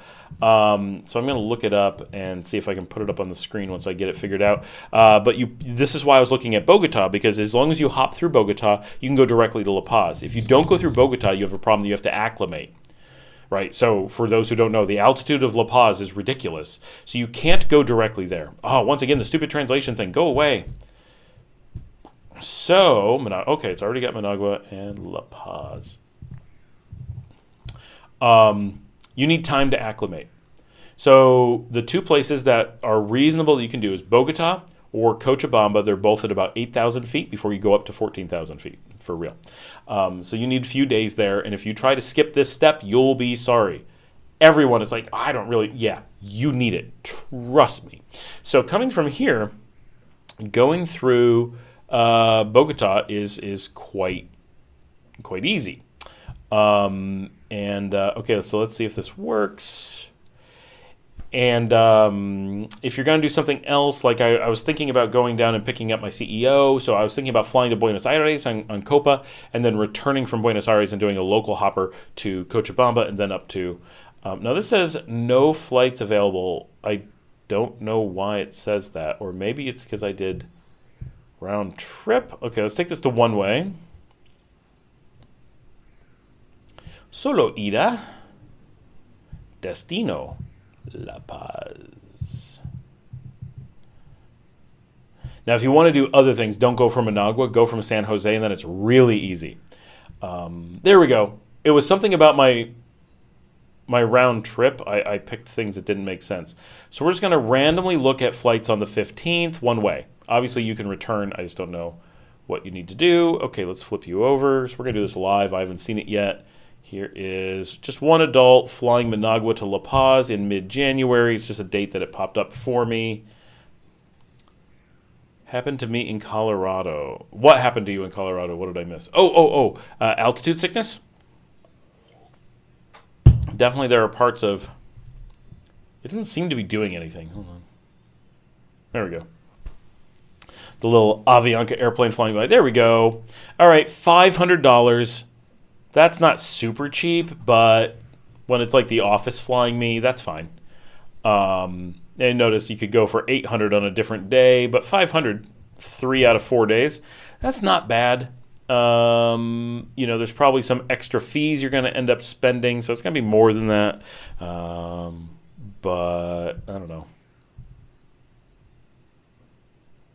Blah, blah, blah. Extra things I got to select. But pretty easy, right? So now this one says 3 stops, so this one's a pain. This one goes to San Salvador, then to Bogota, then to Cusco? Okay. Are any of these better? When I looked at this before, there was 1 stop.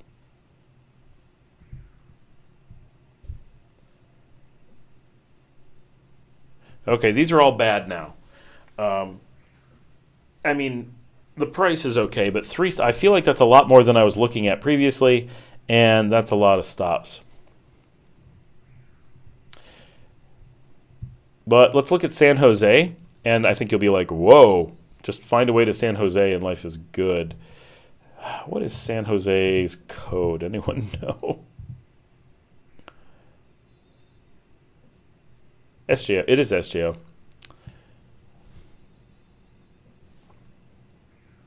And I really should know La Paz. It's LPB. There we go, showing some flights. Oh, let's go for when they're cheap. Because we're being cheap. Mid-February. Take a look. There we go, that's a lot better. 212 if we're willing to fly at 10 o'clock. Actually, that's the best one, right? 10 to, that's a really long one. That's with 2 stops. No, let's spend the extra $80. Just 1 stop. Total flight time 7 hours. Guarantee it's Bogota. There we go. $292. Single stop in Bogota. Leave at 5 o'clock in the afternoon. Arrive at 2 a.m. Okay? It's a long flight. You're getting in at 2 a.m. That sucks. But it's Bogota. It's not like the city ever sleeps, right? I'm sorry, it's La Paz. La Paz, okay. You want to have things orchestrated. Now, for me, it's super easy because the office picks me up, right? I just have... the head manager from the office come and grab me, and I just fly in the airport, get in the car. Like, life is easy. And now I have 2 managers in La Paz, so I've got 2 people that are responsible for people that can come and get me. So that will make that much easier.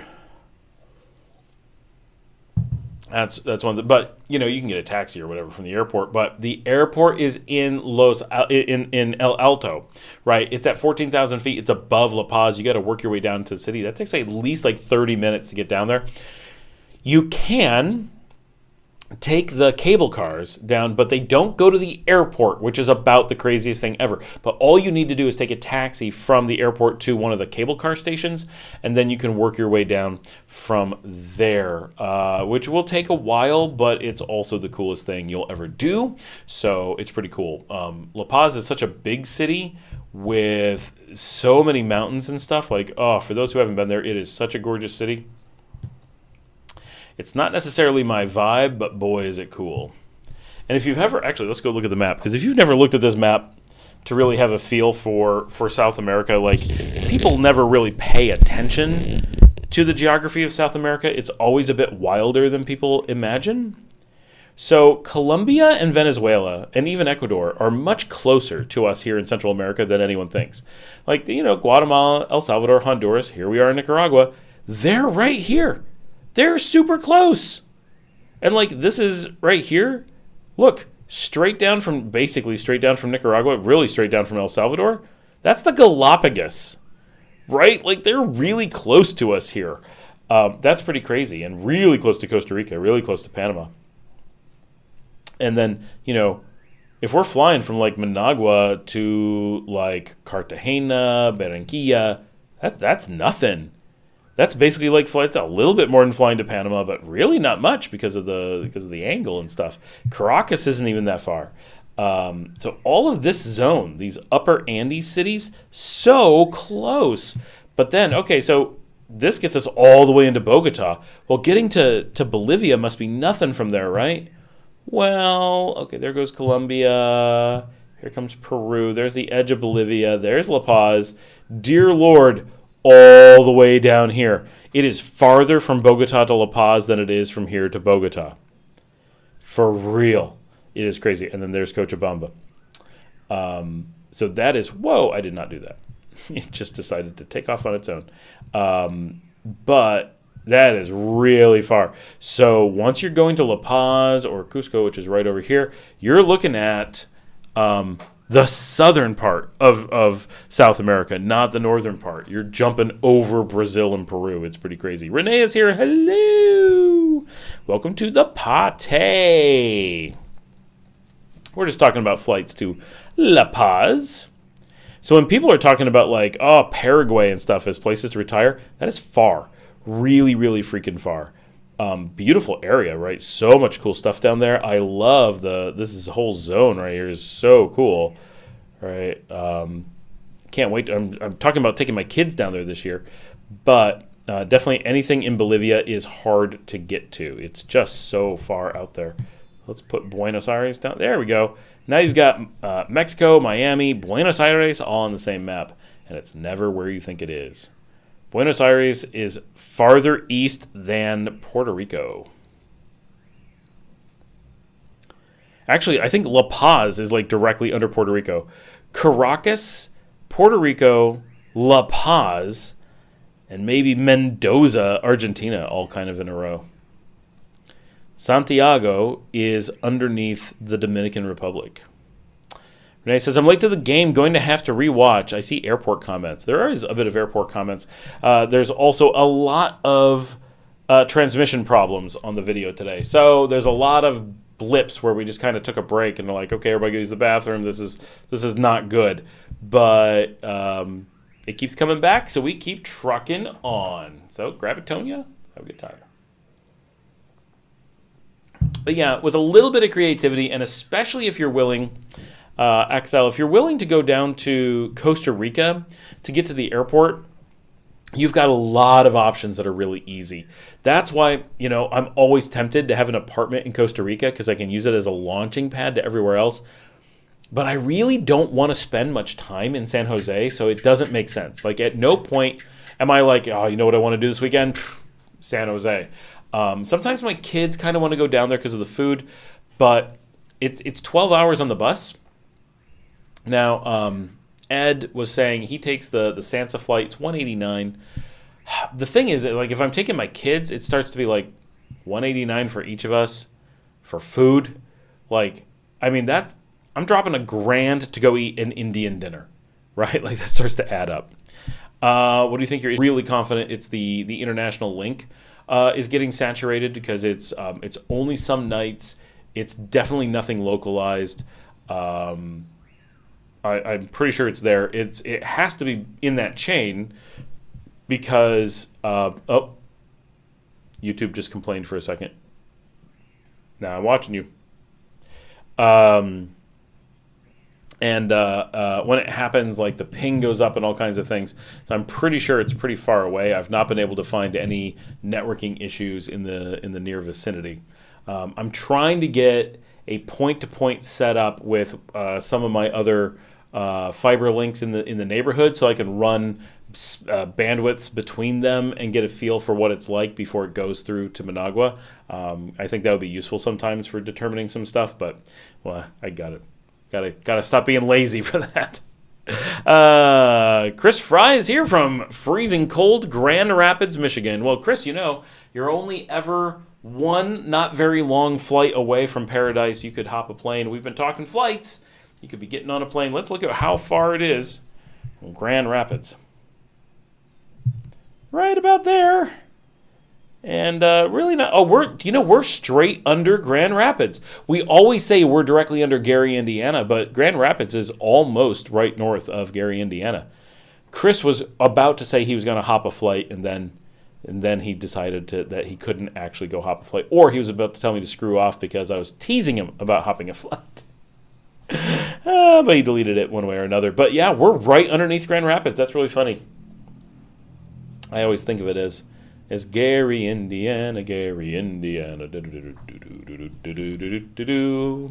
How many people watch The Music Man? One of my all-time favorite musicals. I love that musical.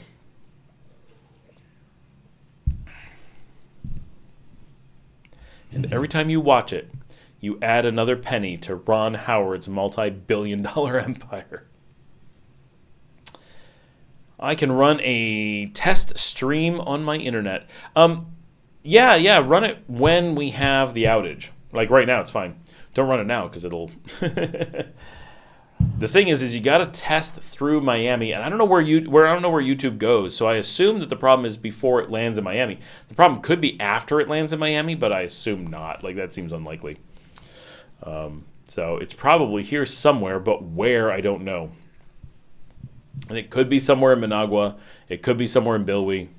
Who knows? It's unlikely to be here in Leon. We have so much bandwidth because it's the local fiber. Like, why would it be here? But it can happen. Chris says, only would be back to Venezuela before my visa expires in June. Oh, that's such a short.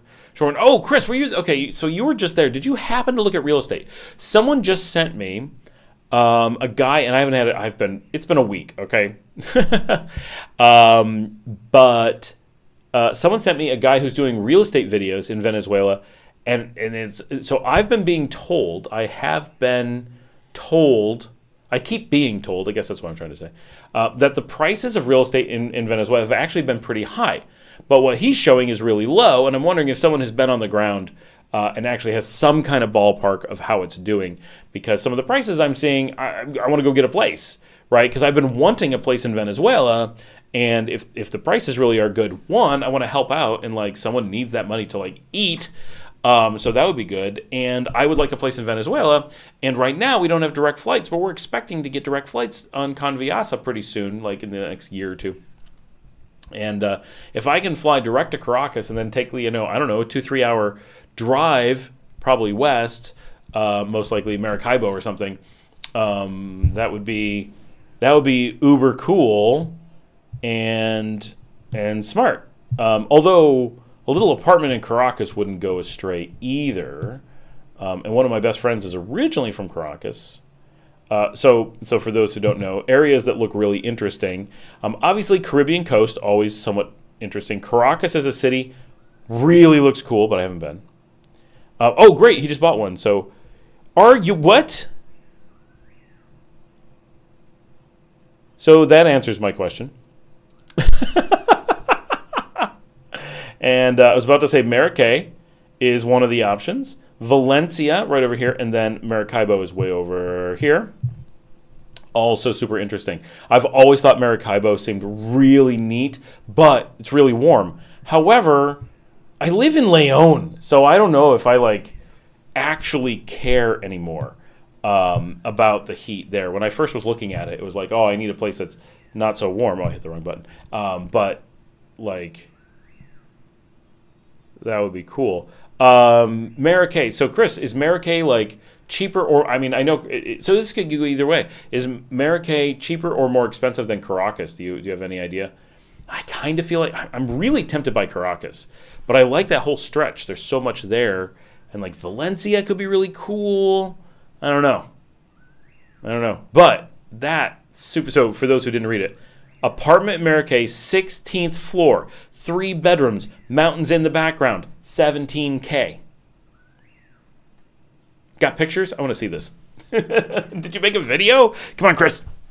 Now inquiring minds want to know. That is the prices I was hearing from this channel, and those are the prices I was expecting from knowing the region, but people kept telling me, no, it's really expensive. Like a little apartment would be $200K. Right? And I'm like, that doesn't make any sense at all. So Leon is hot as hell, but I think you'll be surprised by how hot Maracaibo is, right? Caribbean, sea level, closer to the equator. It is a hot city. It's not in the mountains at all like Valencia and Maracay and Caracas. But one of my best friends is from Caracas, and she'll go with me, and she has all of her paperwork, so she can just go. She's a full Venezuelan citizen with passport and everything, and all of her stuff's in order, so she can just go to Venezuela. and going and doing some shopping for a place would be pretty fantastic. So I'm really serious about it. And for about a 76 trombones led the big parade, 110 cornets right behind. They were followed by rows and rows of the finest virtuosos. I used to play a trombone in a marching band for 10 years as the lead trombone playing 76 trombones. Wow, that would be so cool. I really, really hope that we end up getting flights to Venezuela, because so cool that would be. Barranquilla was hot too, yeah, but that's got a little bit of altitude, right? Like, I don't really know Barranquilla that much. Barranquilla's right over here, right there. I mean, it's right on the water. Does it not have any altitude? I know it's on the water, but no, it can't have any altitude. Oh, I didn't bring up the... I always forget that you guys can't see what I'm seeing sometimes. So there we are, Barranquilla. This is Maracaibo right over here, really close, right across the peninsula-ish thing. And let's look at some pictures of Barranquilla.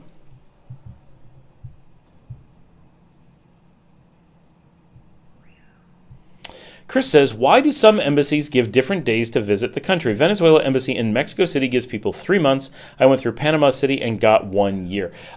So there's not a good reason for this, right? I mean, there's going to be a reason, but it's not a good reason. And the reason is some places, some countries give a lot of flexibility to their embassies. They're basically like, our embassies are tasked with making decisions, and they can do what they want. Italy is another good example of this. Operate the same way. The United States leans away from this. They're more uniform. But a lot of places, are we still good? I'm seeing issues over here, but this says we're good. I'm going to give it a second.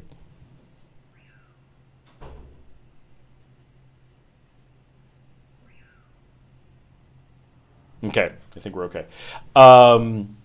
So some countries like the U.S. have a lot of uniformity to their embassies, and some are very not uniform. And part of the way that it's approached is so even the U.S. you have to have a fair amount of autonomy at the embassies. They operate as like little bits of the country far away, and so the people who run the ambassadors, right, get to make a bunch of decisions for the most part, and they're tasked with representing the interests of the country. And so, as an example, I have a friend who's always trying to get his wife to be able to go back to the United States with him. And the embassy here in Nicaragua is not very helpful and always denies. But if they were to go to the embassy, for example, in Panama, they'd probably have a much better time being able to do that because they're just used to being more lenient. But now they're given in that case, it's approval or not approval, not a varying, flexible, fungible thing. And maybe they wouldn't give her because of her nationality. But I think it's more likely in a Panama or in a Costa Rica than in Nicaragua, because here the office is used to shoot everyone down unless we just can't come up with any negative reason to let them go, whereas Panama and Costa Rica are like, let everyone go unless we really need to block them, right? That their approaches are slightly different because they're representing different populations. And legitimately, if you're coming from Nicaragua and going to Costa Rica to get a visa, or going to Panama even more so to get a visa, you're demonstrating an financial ability to do so, a willingness to put in effort, and so you're earning a little bit more leniency in the process as well. So it's not completely like, oh, that's unfair. It is, but it's not like there's some reason for it. Other places, especially places like Venezuela, they have a lot fewer resources to have things really heavily centralized, so they have to let their embassies do more and just have more autonomy. Italy does the exact same thing, right? Anytime we have to deal with stuff with there, it's like, pick this one because they're more lenient. New York's a pain, Houston's better, whatever. And they basically say, here's here's the guidelines, do what you see fit. And one ambassador is going to be like, I don't like the people from here and they can, bite me. And another ambassador or consular from another location may be like, I love my country and everyone should come stay a lot of time, right? And it's just their mentality of how best to promote their country. So one's like begrudgingly giving you 3 months, and the next one's happily like, I wish I could give you more than a year. Have fun drinking wine, right? Eat the pasta, right? So they have completely different approaches, and that it can be that simple. Very unfortunate that is how it ends up working out, but it really is how that works out.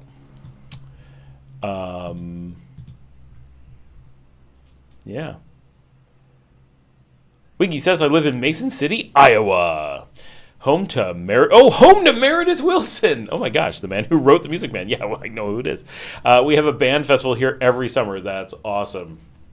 You should go to the state fair in Iowa. I hear it's the best state fair in the state. Our state fair is the best state fair in the state. I was a music major in university. That is what I did. Clearly not for singing musicals, but I still enjoy them. That's hilarious that Meredith Wilson is from your hometown. Did Meredith Wilson write anything else or just put Gary? It's funny that he put Gary, Indiana on the map. So many people only know it because of that.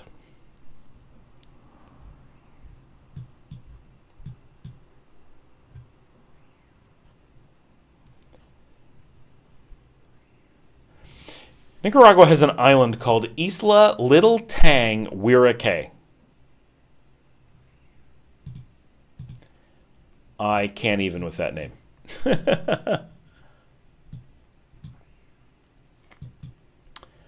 On its southern island is Cayo, which is key, Tungawara.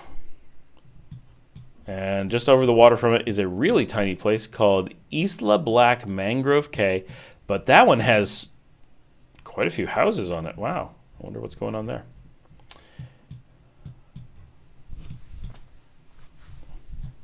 Email and I can send you some pictures of my view of the apartment. Why is my... Oh, I probably haven't typed in so long. My keyboard turned off. It did.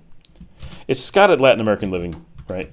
Latin American Living.com. I want to see that. Home to Michael Jackson. Oh, Gary is home to Michael Jackson. That is true. Michael Jackson owes all of his fame to Meredith Wilson. Otherwise, no one would have known where he was from. They'd be like, what? No. That's not a real place. But then they were like, you're from the marching band capital. Class of '05.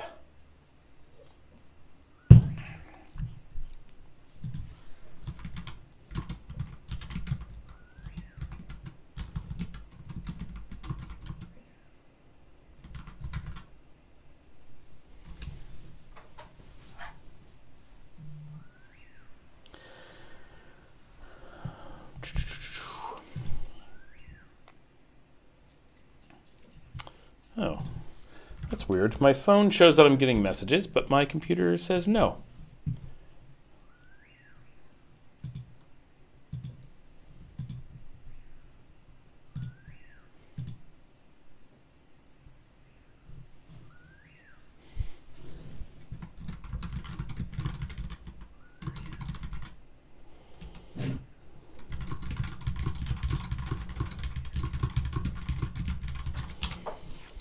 What is my favorite Nicaraguan plate? The Caribbean plate. It's the one that creates the mountains. Tectonic jokes. So keep in mind I'm a vegetarian, right? So I don't eat a lot of Nicaraguan food or a lot of things that people think of as Nicaraguan food. Like I don't really eat nacatamales. I don't eat a lot of things. Oh, EG's here. Hello from Texas. I'll be back in Texas in 12 days. I actually really do like Gallo Pinto. I really... Can you do 3 more hours of airline price comparisons? I have no interest in the Rams and the 49ers. So I really like gallo pinto, believe it or not. I really like queso frito, and I like nearly all the traditional Nicaraguan cheeses, like the things that other people are like, whoa, no, I'm really into it. Like I really enjoy it, especially when they're fried. Um, there's a lot of traditional Nicaraguan stuff that doesn't do it for me. A lot of it I can eat. I like once a year getting buñuelos, but I'm not into buñuelos, right? It's not a big thing. I don't eat churrasco and that kind of stuff. I do like the traditional fried fish like we do on the coast. That's super good. The Parga Rojo. And I like, going up to the Matagalpa Corn Festival and doing lots of the different like corn things that they do up there. Obviously, is vegetarian or can be, so a lot of that stuff I like. I like a lot of the food here, and I love casillos. Like those are fantastic. I like a lot of the snacks and little things. I like the culture of food here, but I don't have a lot of like dishes that I'm able to eat, which is really sad. Now beer. I am a big fan of Moro Potente, and I like them all. Lado Oscuro is really good, but I don't drink that most days. 500 Noches is probably my favorite. They're all good. I don't tend to drink like Yang, not really an IPA guy. I mean, it's fine. If I need an IPA, that's what I want. But my bar has every Moro Potente beer on. So, yeah, you could say I'm into Moro Potente. I have the single largest Moro Potente craft house in the country, and the only one on the coast. The one that's actually on the beach. Awesome. Wait, Axel, where are you in North Texas? Have we talked about this before? I don't think so. EG says, I'm traveling to Leon in January. Awesome. I'll be back on the 10th-ish. Axel says, lol. Chris says, I sent you an email with the pictures. Yeah, I'm going to go look at these. Super interested. I need veggie nakatama. They make them. Prasad, and they're pretty good. I've had them. I do enjoy them. Like, it's a good food. My mom loves them. She'll go to great lengths to get them. Taking a minute to send, Chris. Nothing's come in yet. Casillos. Yeah, Casillos.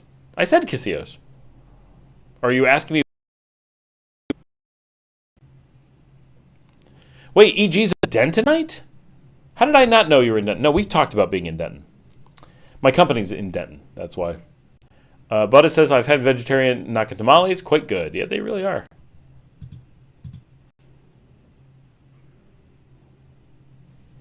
So often we have people specially make them for us. Still haven't got a while. Latin American Living Diet. I wrote it right. Quite confident that's my email.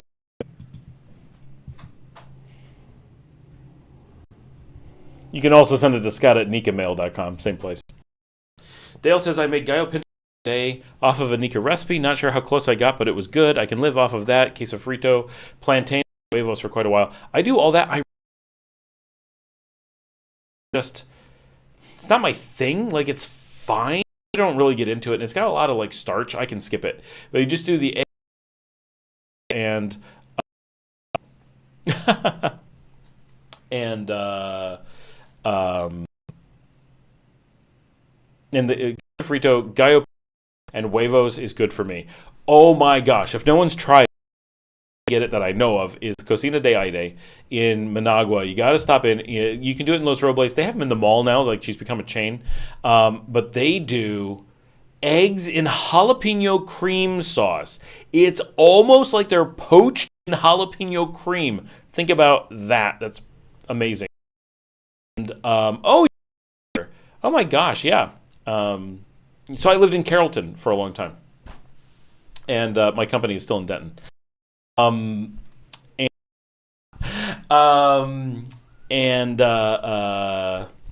got tracked down. Wait, I'm gonna see if there's public pictures. I can't post private ones; she'll kill me.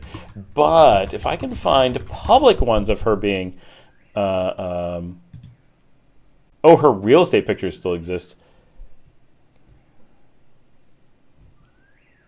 Oh, there's no picture online of her being Miss That sucks. That'd have been awesome. You'd all be like, what? Anyway, I lived in Carrollton for 6 months. Wait, 10 years ago? So you were there in 2014 living in Carrollton?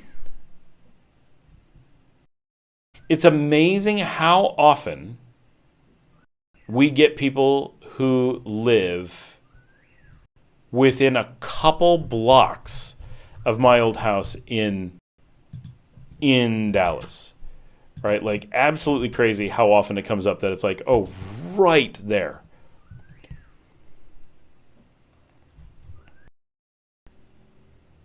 Espada, have you tried the frittata off Harry Hines in Dallas? Not sure if it's cheaper than Caracas. My wife did say about $1,250 to $1,500 to live in Maracay a month.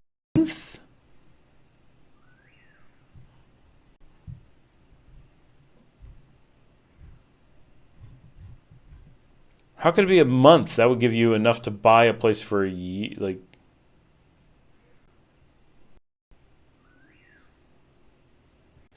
if you bought a place for $17K, how could a place in the same town be $1,500 per month? Everyone would just buy.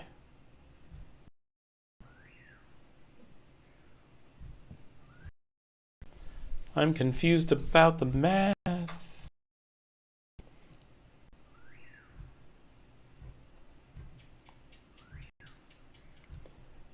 Yeah, I can't find any of her pictures. Such a shame that every time you answer one of my questions, I get skips in the audio. Oh, well.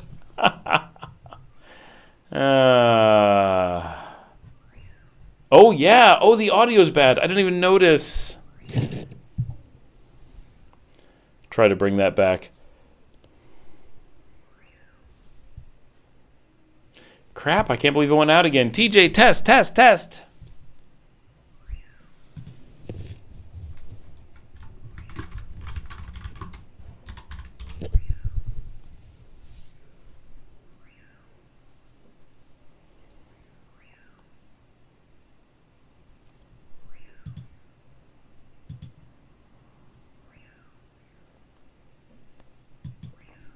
We know why Larry chose Barranquilla.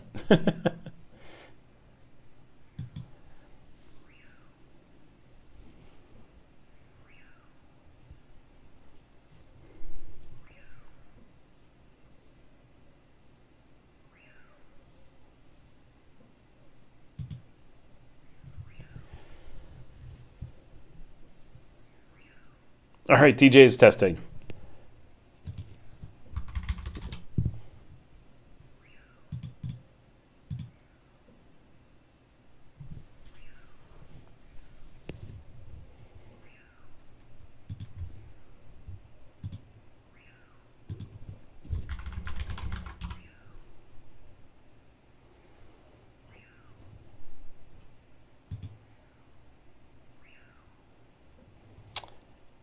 Josie and Peter Colony. Yeah, walking distance from my place. I was just off Josie Lane in the Rolling Wood buildings.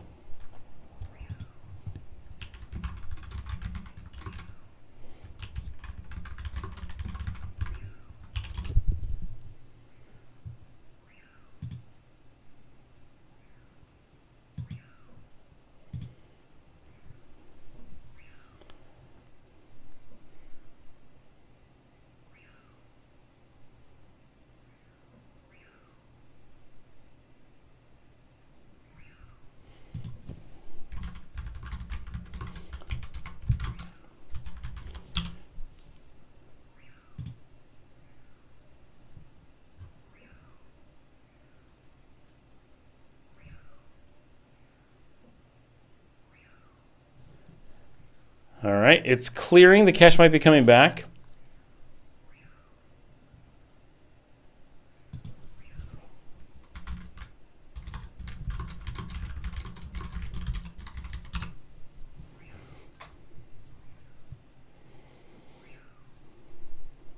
Cache is clearing. You guys should be able to hear me now.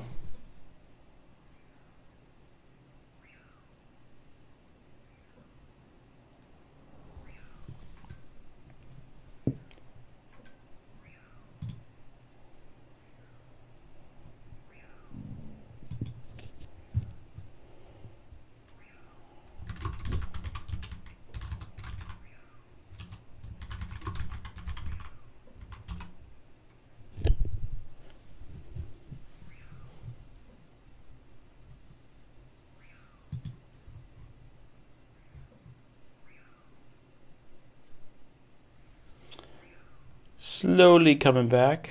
Fingers crossed.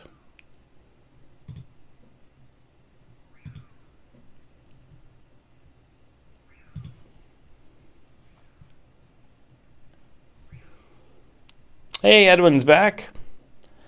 We're having a little bit of audio issues, but it seems like it's clearing up. We'll see.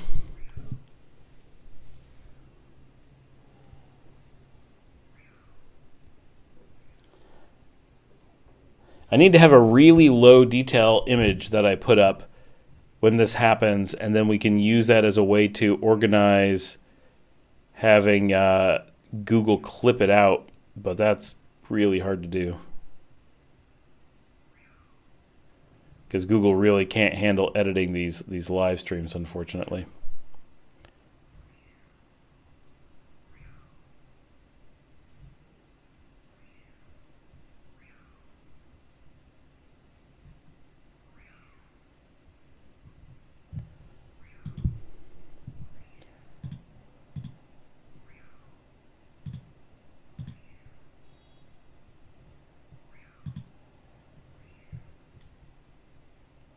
Chris, the email never came through.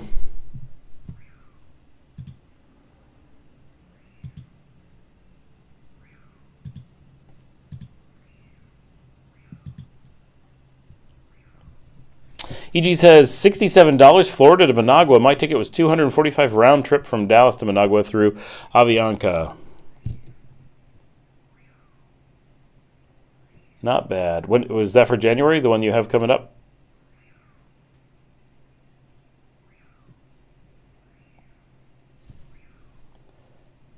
Cash is down to 75. Good sign.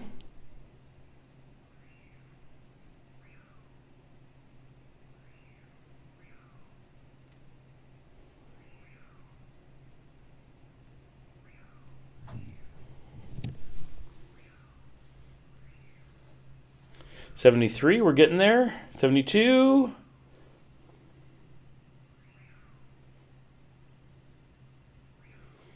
Come on, Cash. You can do it.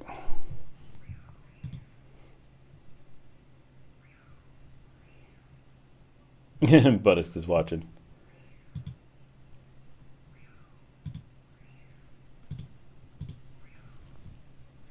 $68, $67, $66, $65. Oh, now it's going back up.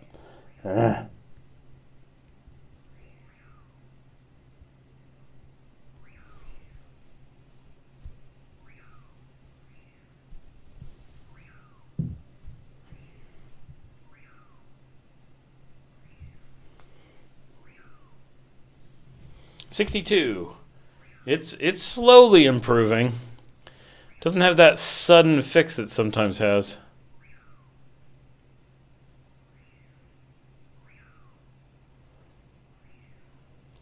Don't you miss all the months when this just worked?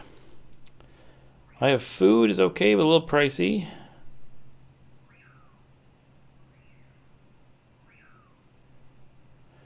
Larry says you should have a company Christmas vacation on Isla Kalala near Court Islands. I was just looking at that on a map. $1 million per week. Includes 150 grand of buried treasure. That's some weirdness.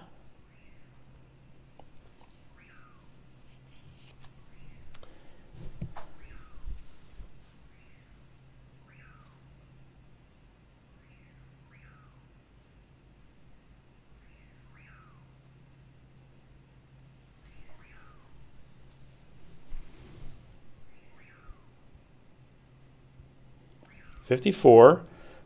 It's really slowly coming back. I can't tell if that's if YouTube's having a problem ingesting it or now we need to try going back to the other YouTube server and see if that one fixes it because that worked last time.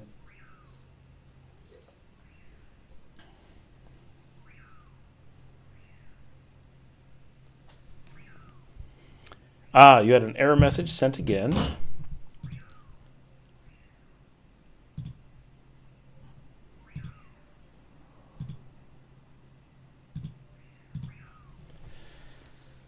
Still nothing here.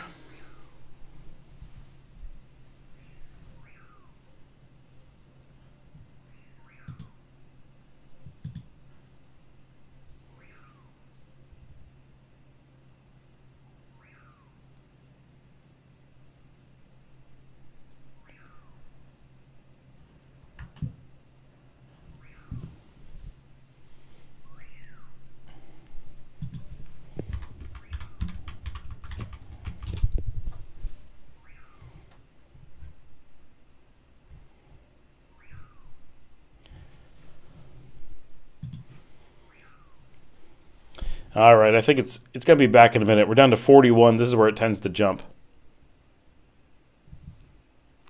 There we go. I do believe we are back.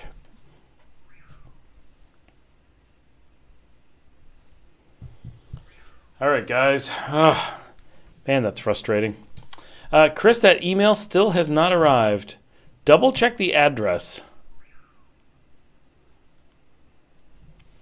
You can use the simpler one.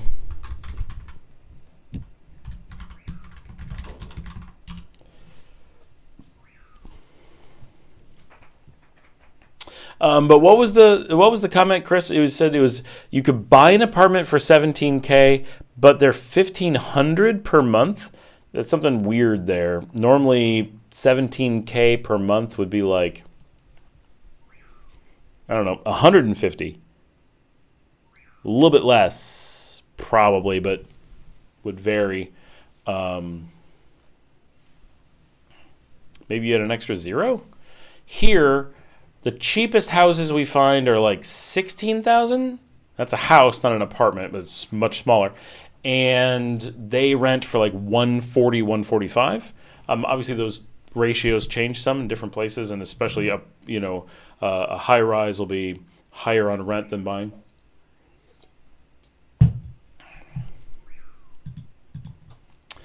What is that slight whistling sound in the background? That is a bird. It's a bird outside my window. Mark is here from the Corn Islands. Hey, Mark. There's actually quite a few birds out there.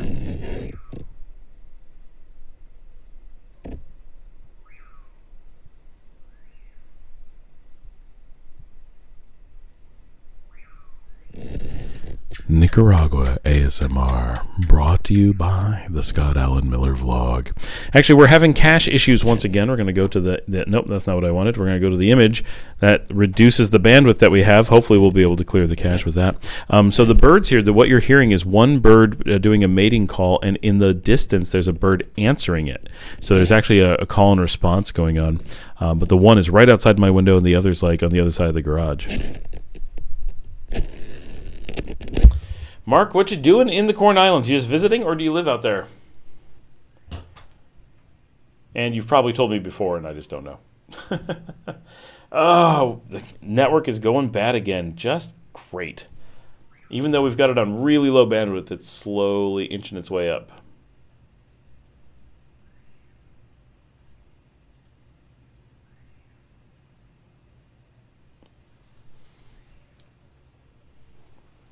I wish someone would bring me a vegetarian hamburger right about now. That sounds awesome.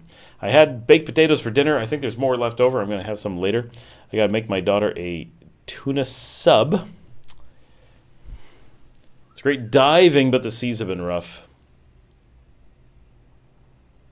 Mark says.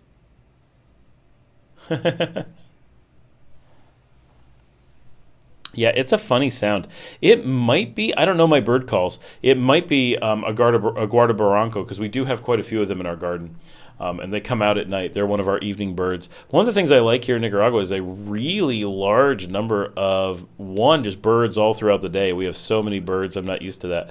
But also we have them late at night. So all through the night, it's just constant bird sounds. It's not like silent, which obviously silent is cool, but there's something really cool about having neat bird sounds all the time. Like there's just so much like good, healthy life going on outside.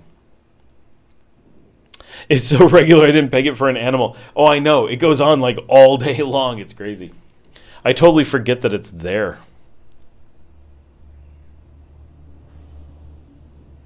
Oh, $1,500 covers everything. Rent, food, transportation.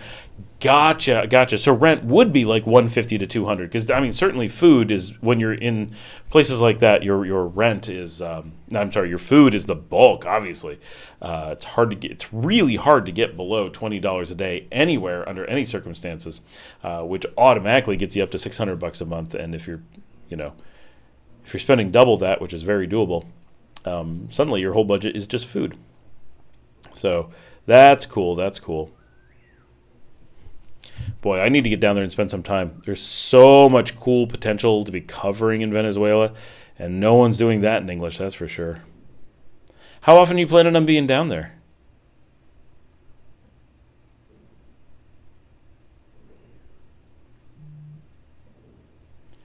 Mark says, just visiting. I have also been to Granada and Leon. Plan to go to either Matagalpa or Esteli. Cool.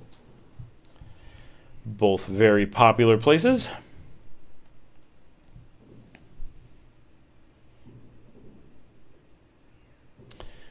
TJ sent me a picture. Find it. There he is.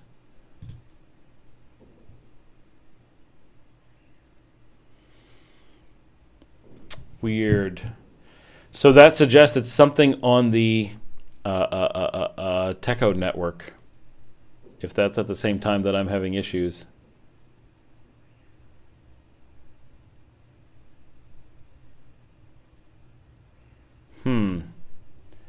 Yeah, I should talk to them because we had nothing for, I mean, no problems for like 8 months, and then suddenly we started having major issues out of nowhere. But it was during like the heavy rains, heavy storm season, so it could be connected to something.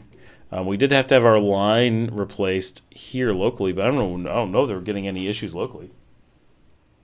It's fiber. Typically it works or it doesn't. But it says national bird. Yeah, the guatabaranco is the national bird of Nicaragua. Axel says, since you're a vegetarian, you can eat guiso de papa or chilote. What is guiso de papa? I am not familiar, or I don't know it by that name.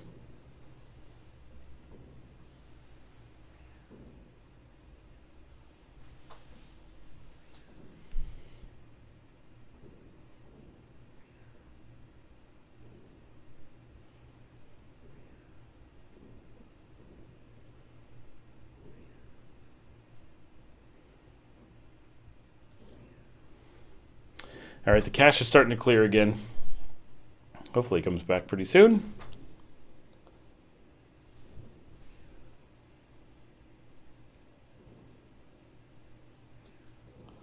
You can also hear a lot of fireworks going on out the window. I resent it and got another error message using Hotmail. I just resent then using Gmail. All right, let's take a look.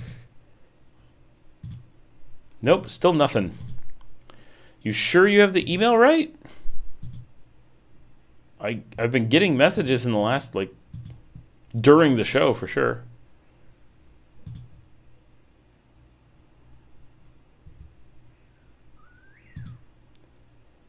Please don't copyright strike me.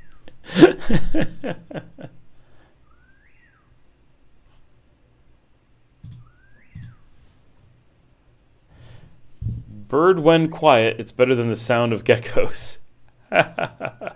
We get a lot of that sound on here too. Often people comment about the sound of the geckos in the background.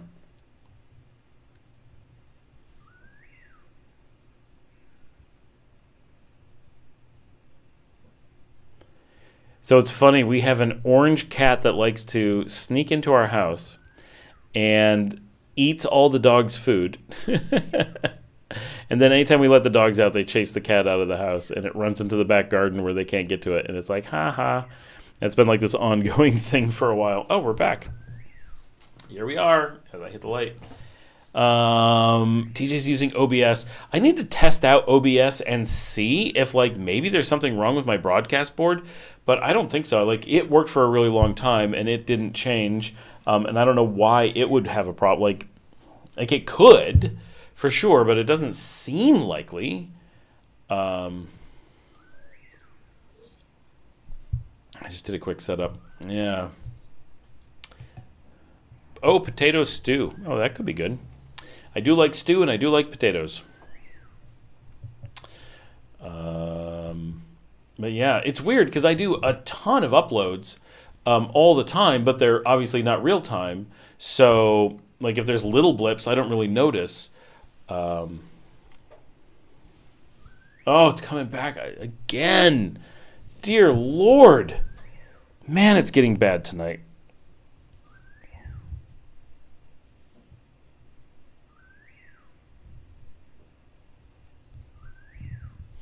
And because of the way that the behavior changes, It just feels very unlikely that it's something local.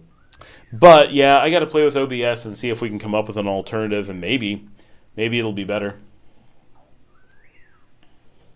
The thing is, the broadcast board works so well. I get all these sources and stuff. Like it's been fantastic. I really don't want that not to be working.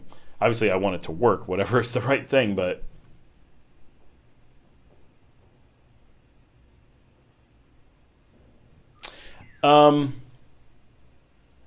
anyone know how to describe the sound of a gecko? I'm not good at describing sounds. But when it starts doing it, I'll point it out if I can.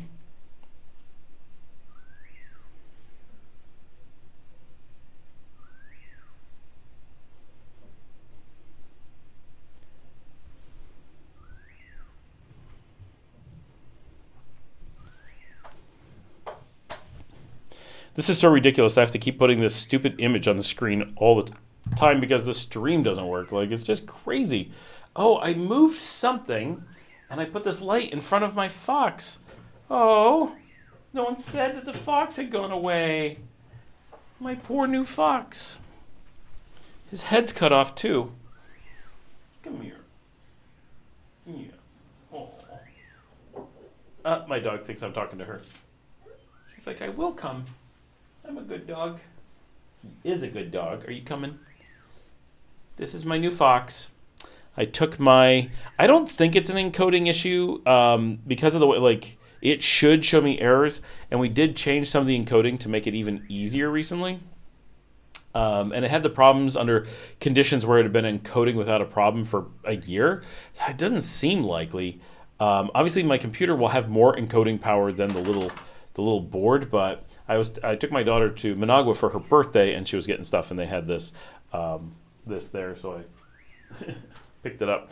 But it is worth testing, TJ, because maybe I can do something with the encoding to make it work a little bit better. But the issue is that it's filling up the cache. So unless it's lying to me about what it's doing, it's encoding fine, but the cache on the board is filling up, and it can't get it out to YouTube to handle it. And then when it unleashes the cache, YouTube is like, oh my gosh, it's sending me so much data. So YouTube seems to be suggesting that it's working as well.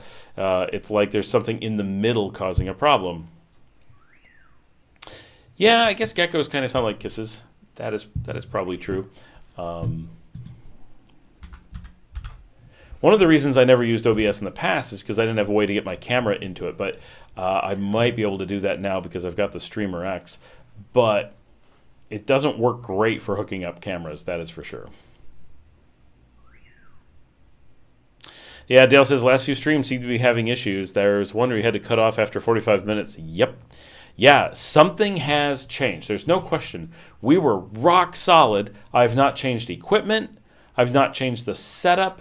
But at some point in the relatively recent time frame, maybe 3 months ago, something changed, but we were able to change to the other YouTube ingress server, and everything got better.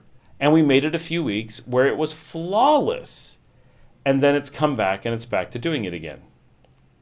So it's really frustrating because the fiber has been good for the last 3 years. We've had no issues like this whatsoever, and we don't know that it's the fiber. We have the issues. Actually, this is really telling. When we have the issues, I see the ping times to the US go up. It's not pinging through the board. That's pinging through my desktop, which has a completely independent connection. So I'm pretty confident that it is both wired in separately, because I'm about to have that new microphone. So actually that would be really cool, because this thing sounds good, but it's such a pain having this just sit on my desk. I want to have the arm and the really good microphone like right here and have the whole thing through the Streamer X. That would be really nice. So I'd like to use that for sure. But my Blackmagic is pretty cool, and if I was going to replace it with, it's like $1,000, so I don't need to spend another $1,000.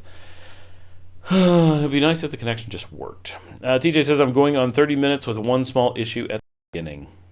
Yeah, and you're like right now the cache is screwed. We're about to lose it again.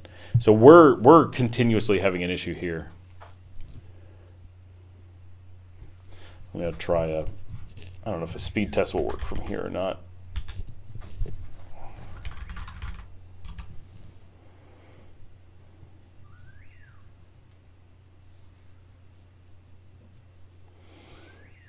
Yeah, it says the cache is full, which means we're fully screwed.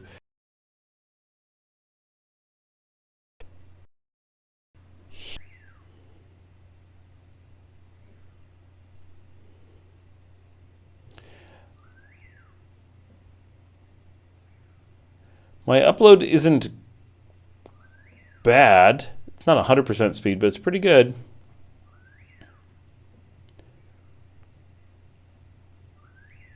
Yeah.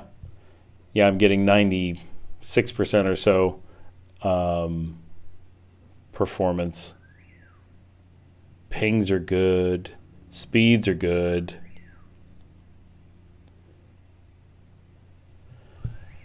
So locally, no problem. Okay. So now let's find search.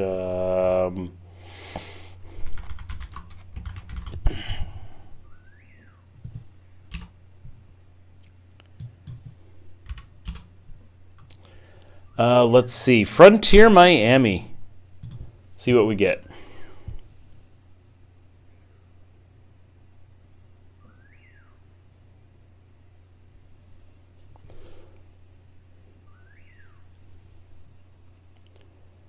All right, really good download speeds from Miami. And I'm testing this while I'm having problems, right? So now the download means nothing. So now we're going to check the uploads. Oh, I'm getting pretty good, not perfect. I'm getting pretty good uploads to Miami. Yeah, nearly my full bandwidth. So that suggests there's a problem somewhere else, but how? What could it be? If the cable is good, because I'm getting really decent. That was speed test, right? Third party test.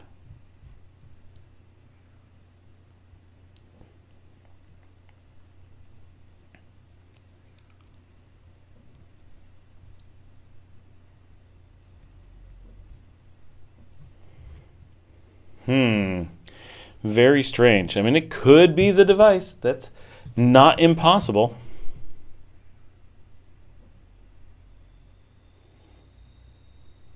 Implausible, I will say, but not impossible.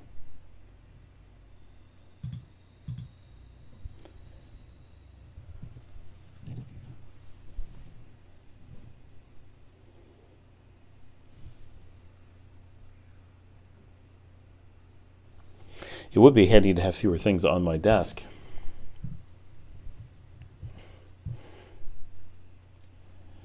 It's working towards clearing up again.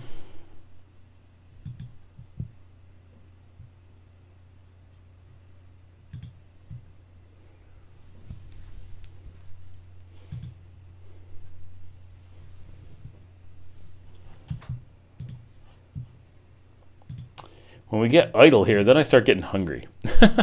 Because I barely get to eat whenever we're doing this. I don't think I had lunch today, and dinner was just some potatoes.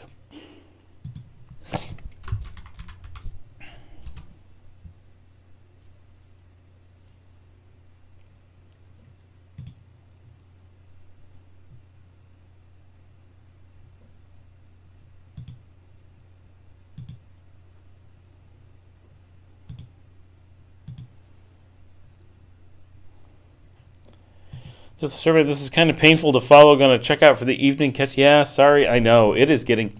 Actually, guys, it's getting a little bit late, and this is getting more and more frequent. Maybe we're at 4 hours. So I mean, this is respectable. We got a good number of people on, but it is struggling hard.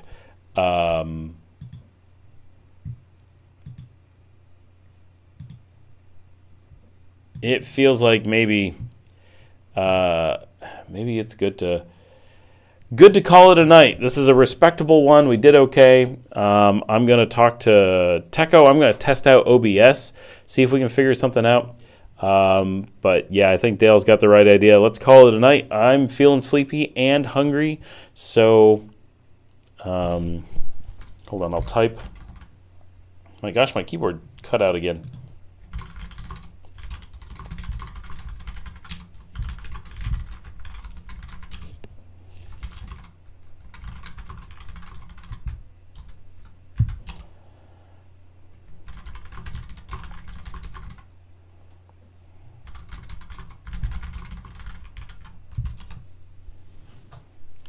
And I can't even end the live stream when we do this because